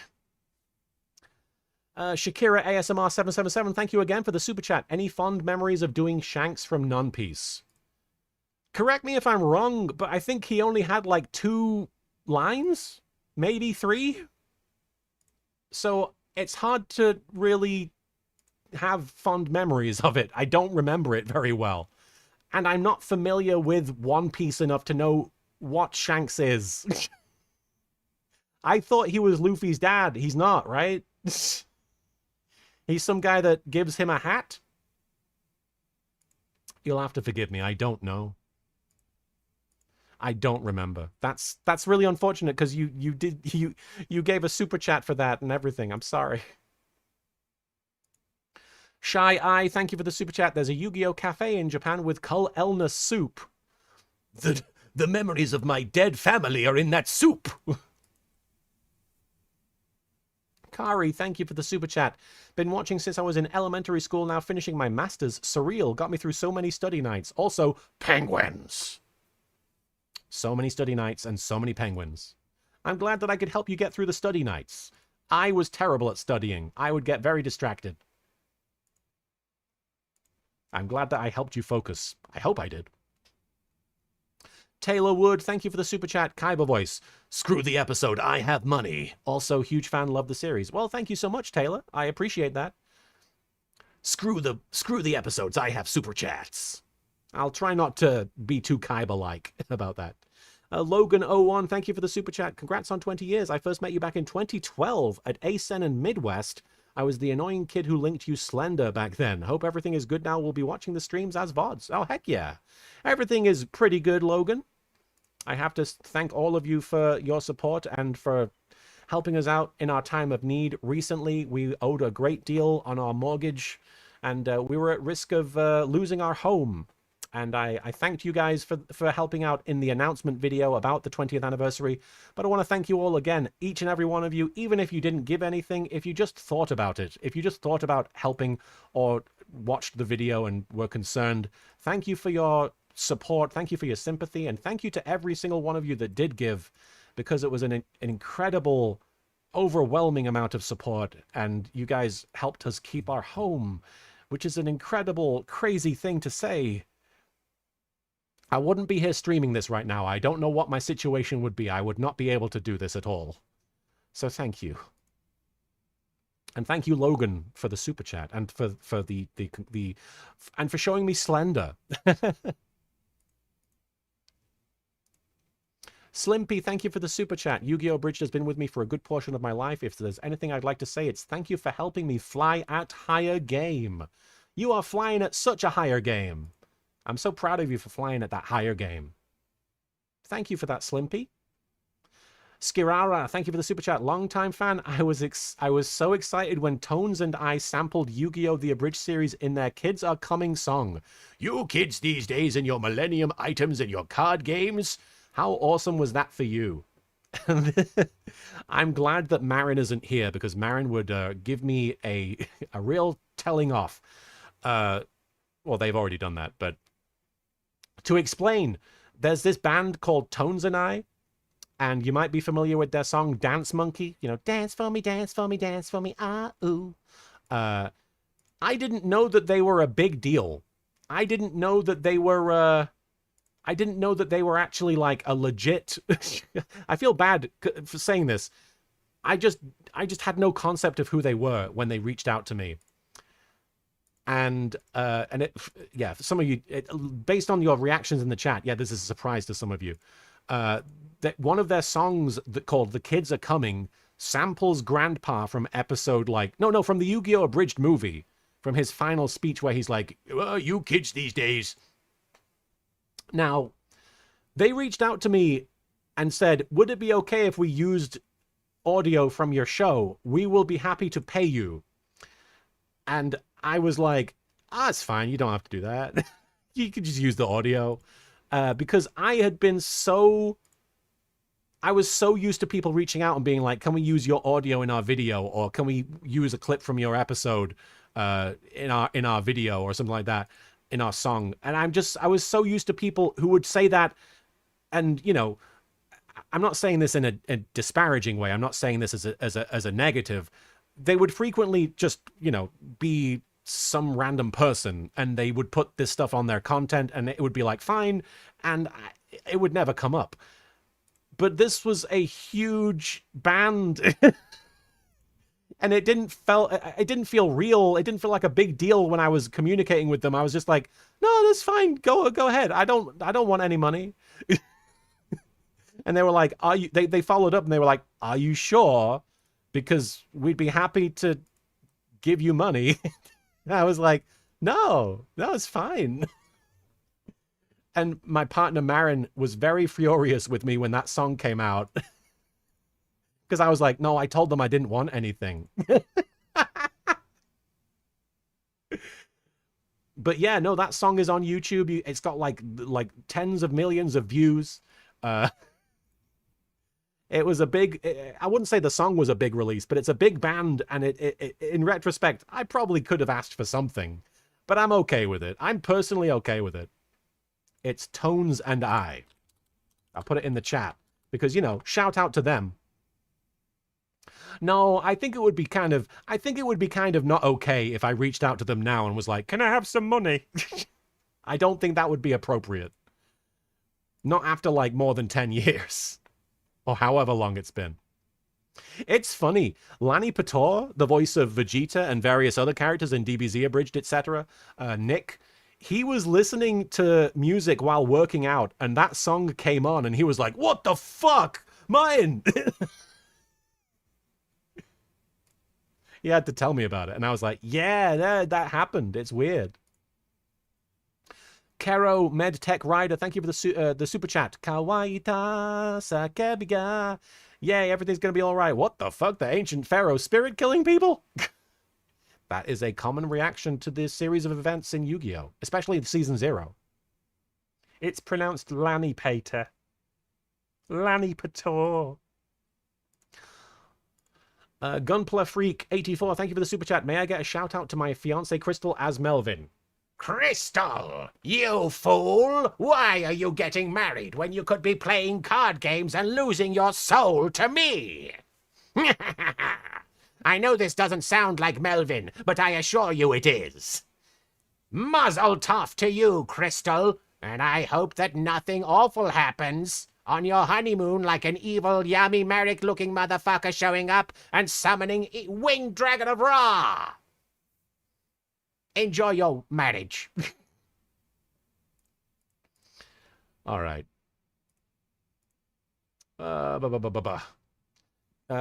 Prunky, thank you for the super chat. I know I'm probably asking for 2035 or later, but is there a chance of you doing GX Abridged after the original series, maybe with Rappin' Duelists?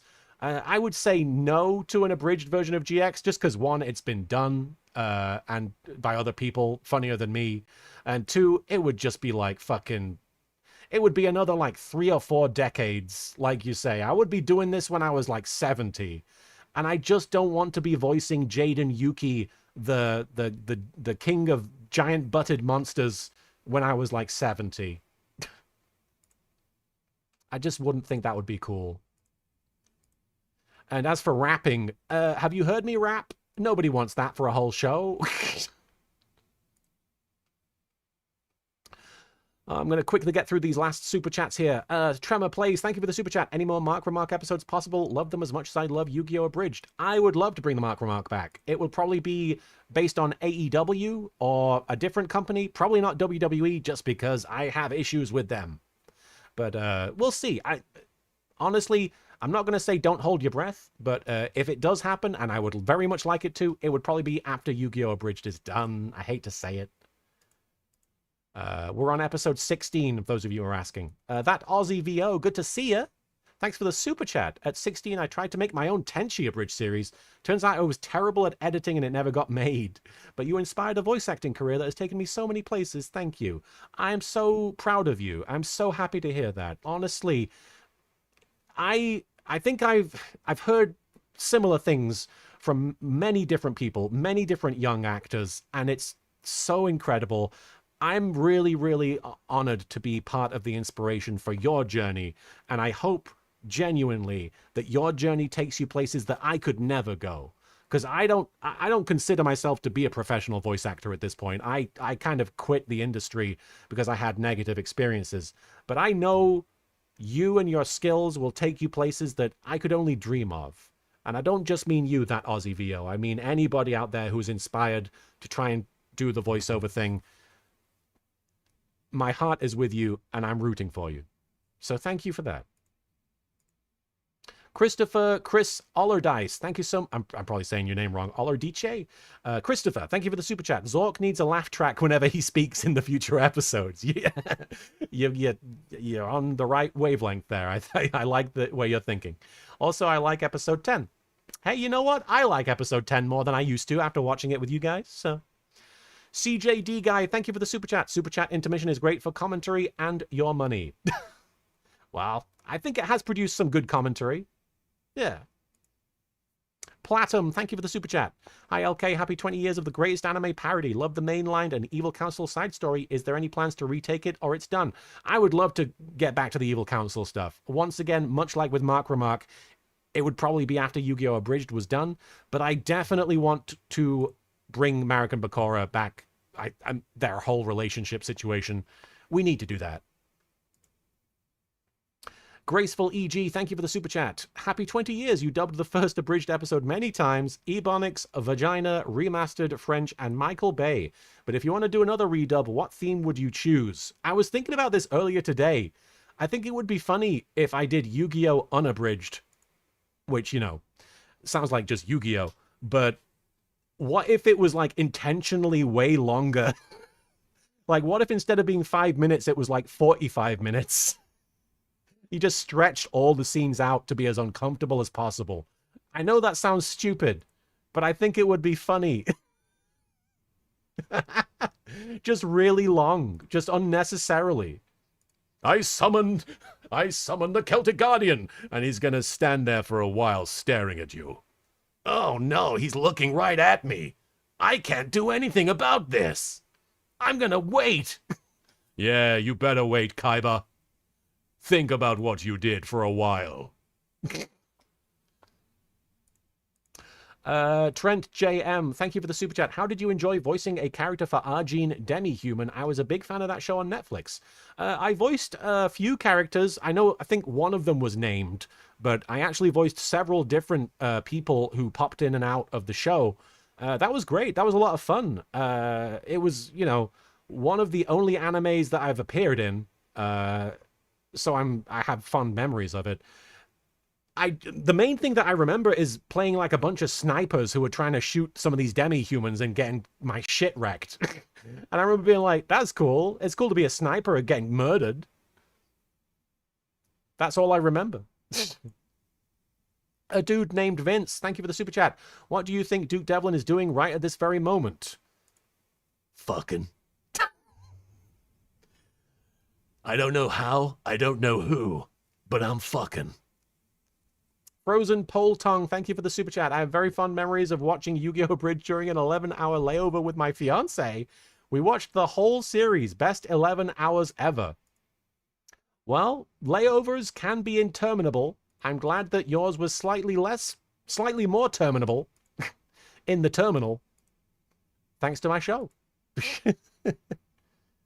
I appreciate it. Really quickly, Frozen Poltong, thank you for the super chat. Oh no, I've said that. Kero Medtech Rider, thank you for the super chat. I know, right? This is so good I can't even. Also, you're saying you are proud of us. We are proud of you. Take the compliment. Madabla. Madabla. Bahamut Shark, thank you for the super chat. Question, I remember when you used to do gaming videos like Five Nights at Freddy's 2 and Slender. What made you stop making them? Like a lot of other videos, they were just distracting from Yu-Gi-Oh! Abridged, which I really wanted to refocus my efforts on finishing.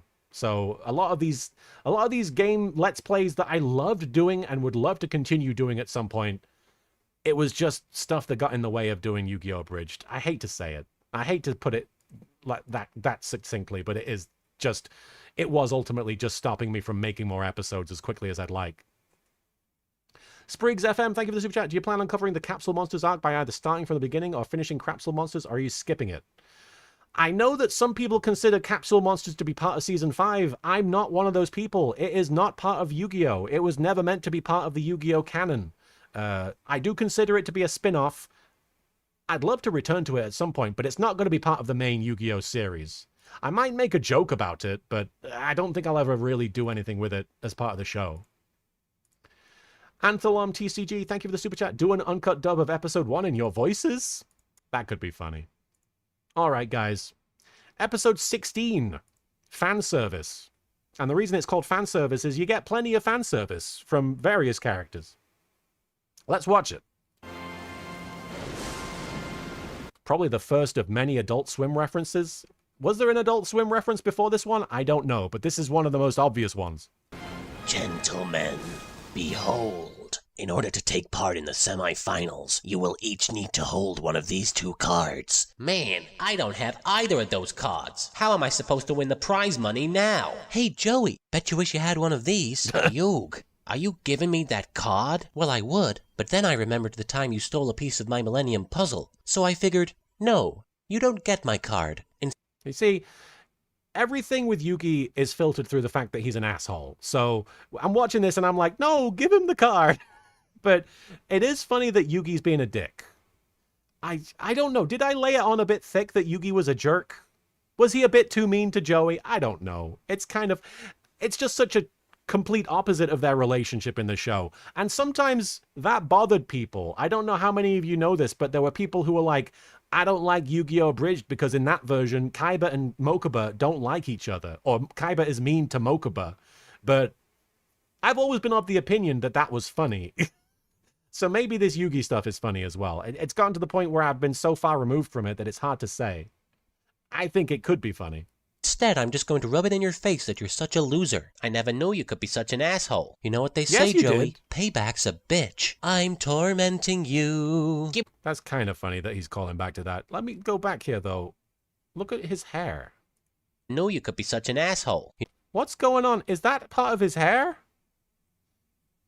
Has he just got a giant pink triangle sticking out the back of his neck? Is that his hair? That's weird.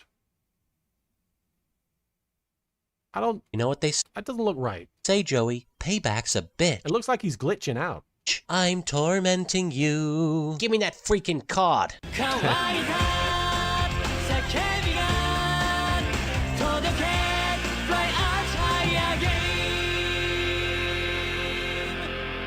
I'm going to stop for a moment and talk a little bit about something that's always confused me with Yu-Gi-Oh!, specifically Duelist Kingdom. So the point is, you can win the prize money, or you can win the chance to have a duel with Pegasus. And so there are two different cards.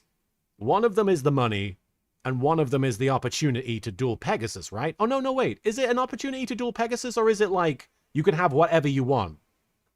In which case it was duel Pegasus. Anyway, the thing that confuses me is that for this whole tournament, they're like, who's gonna win, Joey or Yugi? Because Joey needs to win to pay for his sister's operation, and Yugi needs to win to save his grandpa. How's it gonna pay off? And then it turns out they both do it. Which I don't get. How? They make it seem like it's one or the other, and then it turns out you could just have both. Is that fair? Is that how that works? That's right, Sir Straw Hat. They don't duel in the manga, but it's been a while since I read the manga, so I can't remember how it works in the manga. Anyway, I've always been confused by that. It felt like unnecessary tension. Good night, everyone. I hope my evil alter ego doesn't wake up in the middle of the night and molest any of you. What? Because that tends to happen a lot. Go to sleep, you limey pansy. Can Guys, confirm. is it just me, or is Bandit Keith trying to stalk us? Oh, just ignore him. This outfit is the perfect camouflage. I'm like a chameleon. An American chameleon. I think it's Whoa. time for some fan service. She's pretty hot. I just want to take a moment to say my Valentine is hot. I don't know if you guys have noticed. It might be a hot take to say, but she is an attractive lady. Oh, Kaiba. I'm a Your dog. dragon is so big. I'm a dog. Woof, woof. What is he actually dreaming about? Oh, that's right. In the dub, he goes, jelly donut. The idea that he's tossing and turning in his sleep because he's got a jelly donut. That's fucking funny. The dub is fucking funnier than me sometimes. Man, what a night. I wonder if Taya's thinking about me right now. Man, what a night. I wonder if Yugi's sexy alter ego is thinking about me right now. It's him! Sound effects shocked everybody. I bet that was just me actually knocking on the desk or something, though. That sounds like something I recorded. He's come for me! I knew he couldn't resist me for long. Take me, oh card game master! Oh, it's just you two. We had a bad dream. Can we sleep with you tonight? I don't want to sleep with a girl. Nobody cares about what you want. My mummy does. I was always proud of Bakura for standing up for himself there. Watching these episodes back, I expected Bakura to take more shit, but he doesn't. He sometimes is like, hey, knock it off. I've been thinking, I don't know about you two, but I'm not happy being just a minor character. We never get any screen time. All we do is stand in the background and watch people play card games. I love that shot of Bakura. He's just like, I'm hanging out. Fucking, so, you know what? I'm struggling to put it into words. I do apologize. My feelings about this episode and about like episode 10 and even episode like the one we just watched, the When Yami Met Sally episode. My feeling is always like, you wasted so much potential. There's so much potential here about the side characters all uniting to go on an adventure together. And I always feel, you could have done more with that. And I think part of it is I forget that I was trying really hard to keep the episode contained within like 6 minutes or so. And I think that's what's stumping me. And that's why I'm looking back on it like, you didn't really work. You didn't really do much with that. I was kind of working with my own constraints and the constraints of YouTube at the time because you couldn't upload videos longer than 10 minutes. I'd love to take another crack at some of these episodes just because there's so much stuff that I think had potential, especially involving these guys interacting. Like, I don't know if I did as much as I could have. It's time we took matters into our own hands and made a name for ourselves as main characters. That's dangerous talk, Tristan. We can't risk upsetting the natural order. Who knows what could happen? I don't care. All I know is we deserve to have our very own episode. So while the main characters are asleep, we're going to have an adventure. It'll be just like the Goonies. Can I be Corey Feldman? No, I'm Corey Feldman. But you're always Corey Feldman. When do I get to be Corey Feldman? The chorus sounds like I'm whispering, like, for some reason. I wonder if I was recording this sometimes, and I'm trying to put myself in the headspace of 2006 Martin, which is difficult at this point. I have to think I must have been recording some of these episodes being like, I really hope that people can't hear me. And I think that a lot of abridgers back in the day probably had this experience, which was, I'm recording, don't listen. Don't want my parents to hear me. Shut up. From now on, your name is Chunk. Can I be River Phoenix? River Phoenix wasn't in the Goonies. What is this conversation? Then which was the movie where they all went to find a dead body? That's Stand By Me. This is like a full minute of the episode, and they're wasting this. Hey guys, can we go find a dead body? That sounds like an adventure to me. I'm surrounded by wankers. Yugi! Yugi! You really see how tiny he is in that giant fucking bed.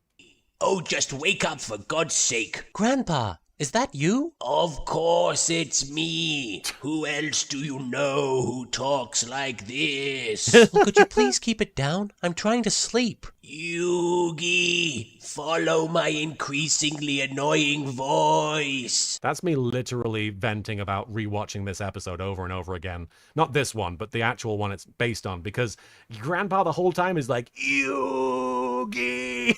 It's like, stop. We get it. This had better be good, old man. I was dreaming about card games. Yugi! And stop saying my name. Okay, it's been 10 minutes and I haven't seen a single dead body. I'm starting to think this whole idea was stupid. Hey! What was that? Tristan's all about this rope. Hang on. I've got to go back and watch that again. I think this whole idea was stupid. Hey! I've never seen a man so excited to see rope. We can use this rope to hang Bakura. Then he'll be a dead body. Jesus. That never happened in the Goonies. Well, it should've. A guy should have been hanged in the Goonies. Or fan service. Now it's time for some Bandit Keith fan service. In America. I'm going to censor it for you guys because this is very lewd. Hang on. You guys don't have to look at this.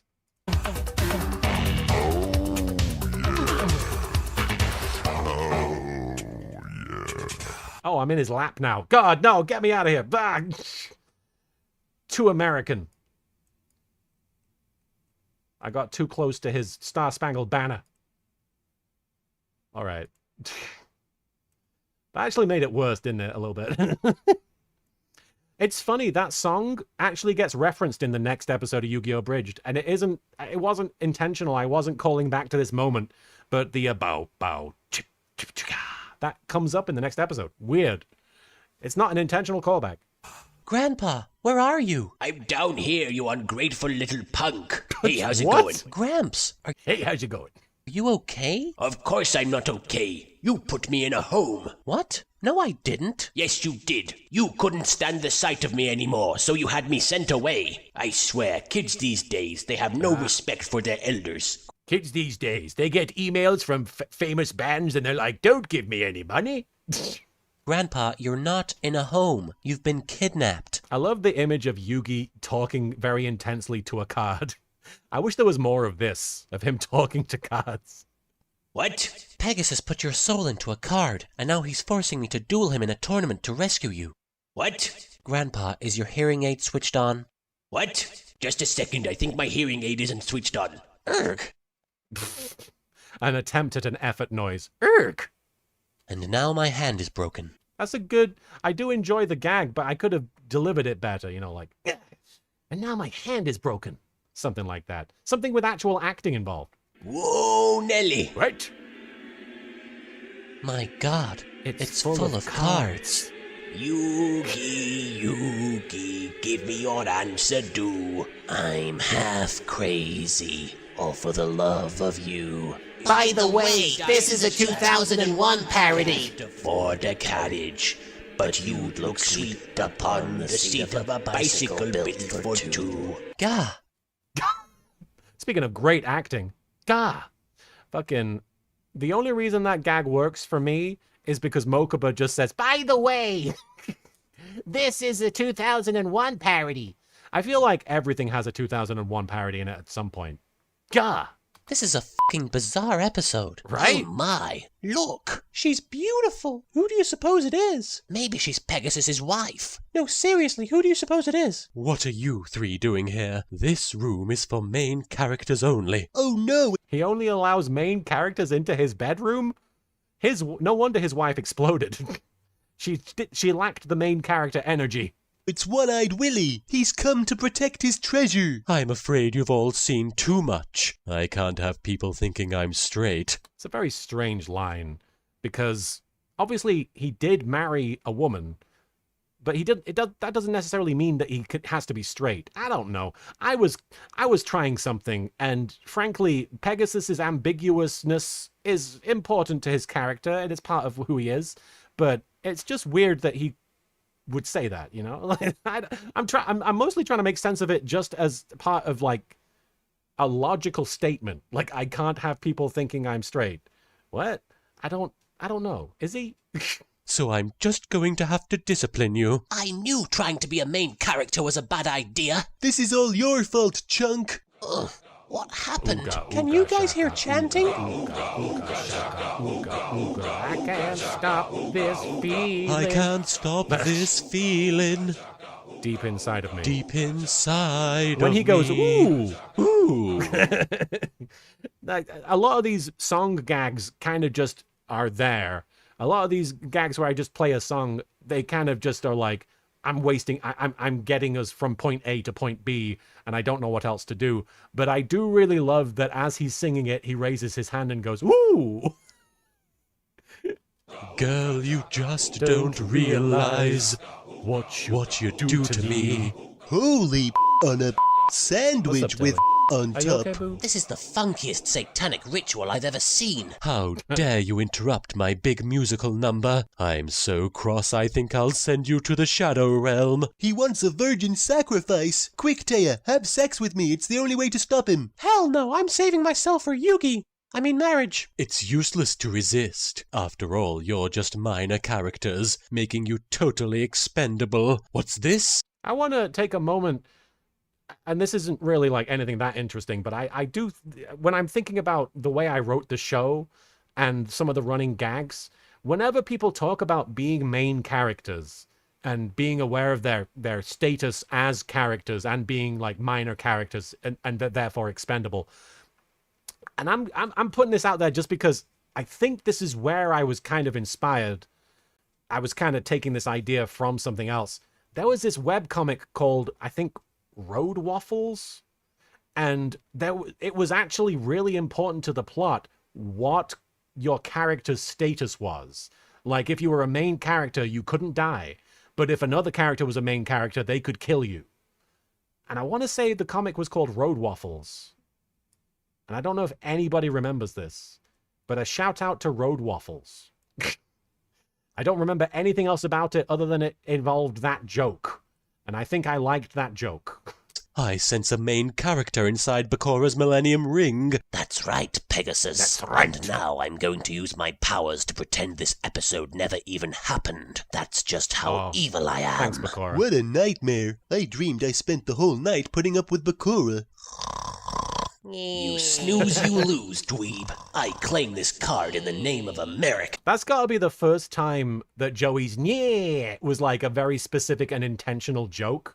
Like, he's made that noise in previous Yu-Gi-Oh! Abridged episodes. He's gone like "yeah," but that hasn't been the joke. That has just been his reaction. Whereas here, him going "yeah," that's a specific joke. So that's kind of cool to find the moment where I started being like, oh, he goes "yeah," and that's his thing. Joey noises. Fan service. Thank you, Tilly. Now it's time for some Bakora fan service. No. Oh, bugger. It's the credits already. Let's be honest. Oh, well, maybe next time. Any part of Oh, no, you're not. Speaking of Space Ghost, any amount of Bakura content is Bakura fan service if you think about it. He just doesn't show up enough. All right, well, I'm going to be entirely honest with you guys. I've been streaming for almost 3 hours. I am feeling a bit rough, and my dog is looking at me. She's got a certain face where it's like, I need to go. So I'm going to read some of these super chats. I might have to call it there. Unfortunately. Mostly because I want to make sure my dog's doing all right. But also, I've just been going for almost 3 hours, and that's a pretty good place to call it. But let me just run through some of these super chats here, and I just want to make sure my dog is doing okay. You all right, Tilly? I got to read some super chats, baby. Can you wait long enough? All right. Luminous May, thank you for the super chat. Finally catching one of these live. Been here for the full 20-year journey since I was 11. Used to have episode 1 memorized line for line. I actually do basically have episode 1 memorized, just because I've performed it live on panels so many times. And I think it's one of the videos that kind of just holds up even if you don't see it. I think the dialogue itself is funny even without visuals. Rubberman202, thank you for the super chat. Just so you know, when you did your Concrete Giraffes video, I didn't know who Slenderman was and thought it was a character you created. I've never been able to take Slenderman seriously because of it. I actually am really happy to hear that, because there are people I know. I'm going to get the episode off the screen and play background music so I can wrap things up here. I actually know a few people who found Slenderman very scary, and because of Concrete Giraffes, they were able to watch his videos and think they were funny. So I'm actually quite proud of that. Chon, thank you for the super chat. YGO Abridged helped me through some dark times. Thank you so much, and happy 20th. Thank you, Chon. I appreciate that. I hope that those dark times are far behind you. Kage342, thank you for the super chat. What do you say to doing Beyblade or Medabots as an abridged series? Happy 20 years to another long period. Amazing, funny work. Funny you should say that. I'm actually dabbling with the idea of doing a Beyblade abridged video for a friend as a gift. And I probably shouldn't be saying it in the chat because it's supposed to be a surprise. But it's something that I'm definitely juggling. I'm trying to see if I have time. I'm going to try and work on it as a special surprise for them. But I might end up releasing it if it's good enough. So Beyblade Abridged is certainly on my mind. I don't know about Medabots. I don't know anything about it. Tahanok 2 KFP Adventurer, thank you for the super chat. Freezer, oh Joey, you're adorable. Like a puppy I don't want to twist the head off of. Hey, thanks man, I like you too. Wait, why a puppy? Is it because of the dog suit? Everybody compares me to a dog because I go around wearing a dog suit. Biazar, thank you for the super chat. Bakura, ugh, we're finally through that Grand Prix filler. Narrator, and now for capsule monsters. No! That's actually really funny. That would be really good. John Bondi, thank you for the super chat. Congrats 20. Any plans to finish season 0 abridged?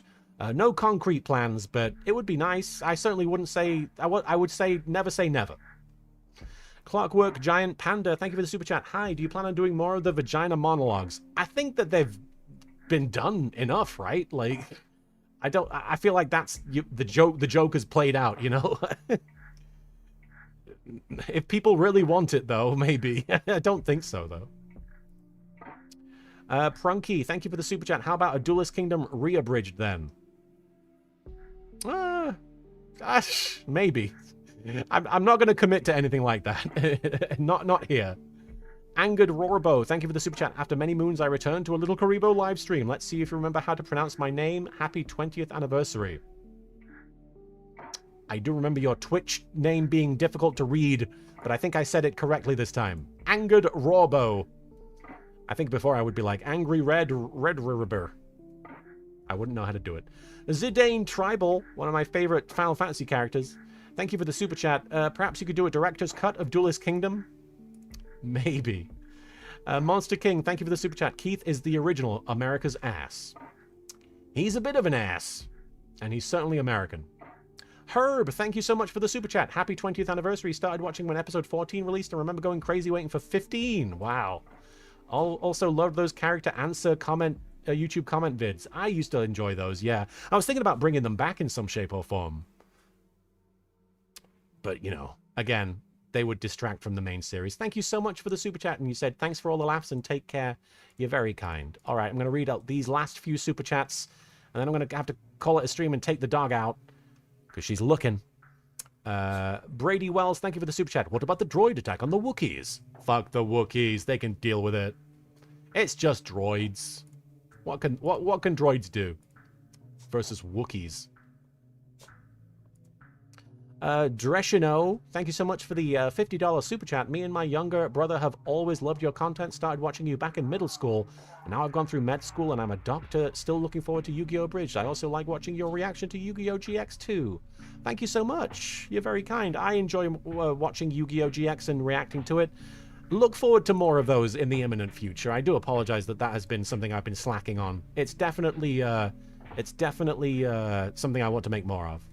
Thomas Fan 101, thank you for the 50 Australian dollars super chat. Hey LK, I don't know if you remember this, but we met Armageddon Expo in Melbourne in 2012. I gave you a drawing. You've inspired my sense of humor, and I've even made my own abridged series of the Raccoons, that Canadian cartoon. You'll have to forgive me. My memory isn't really super good these days, but thank you so much for the drawing. I really loved my experience in Melbourne. People were very welcoming and very kind there. The Raccoons, though, heck of a show. You can run with us. We got everything you need. Run with us. Caro, again, MedTech Rider, thank you for the super chat. Oh, these children and their America and their hairy orbs on Bandit's cooch and their fan service and their oh bugger. Am I dead? Okay, I really have to get going now because I can hear the dog is wanting to go.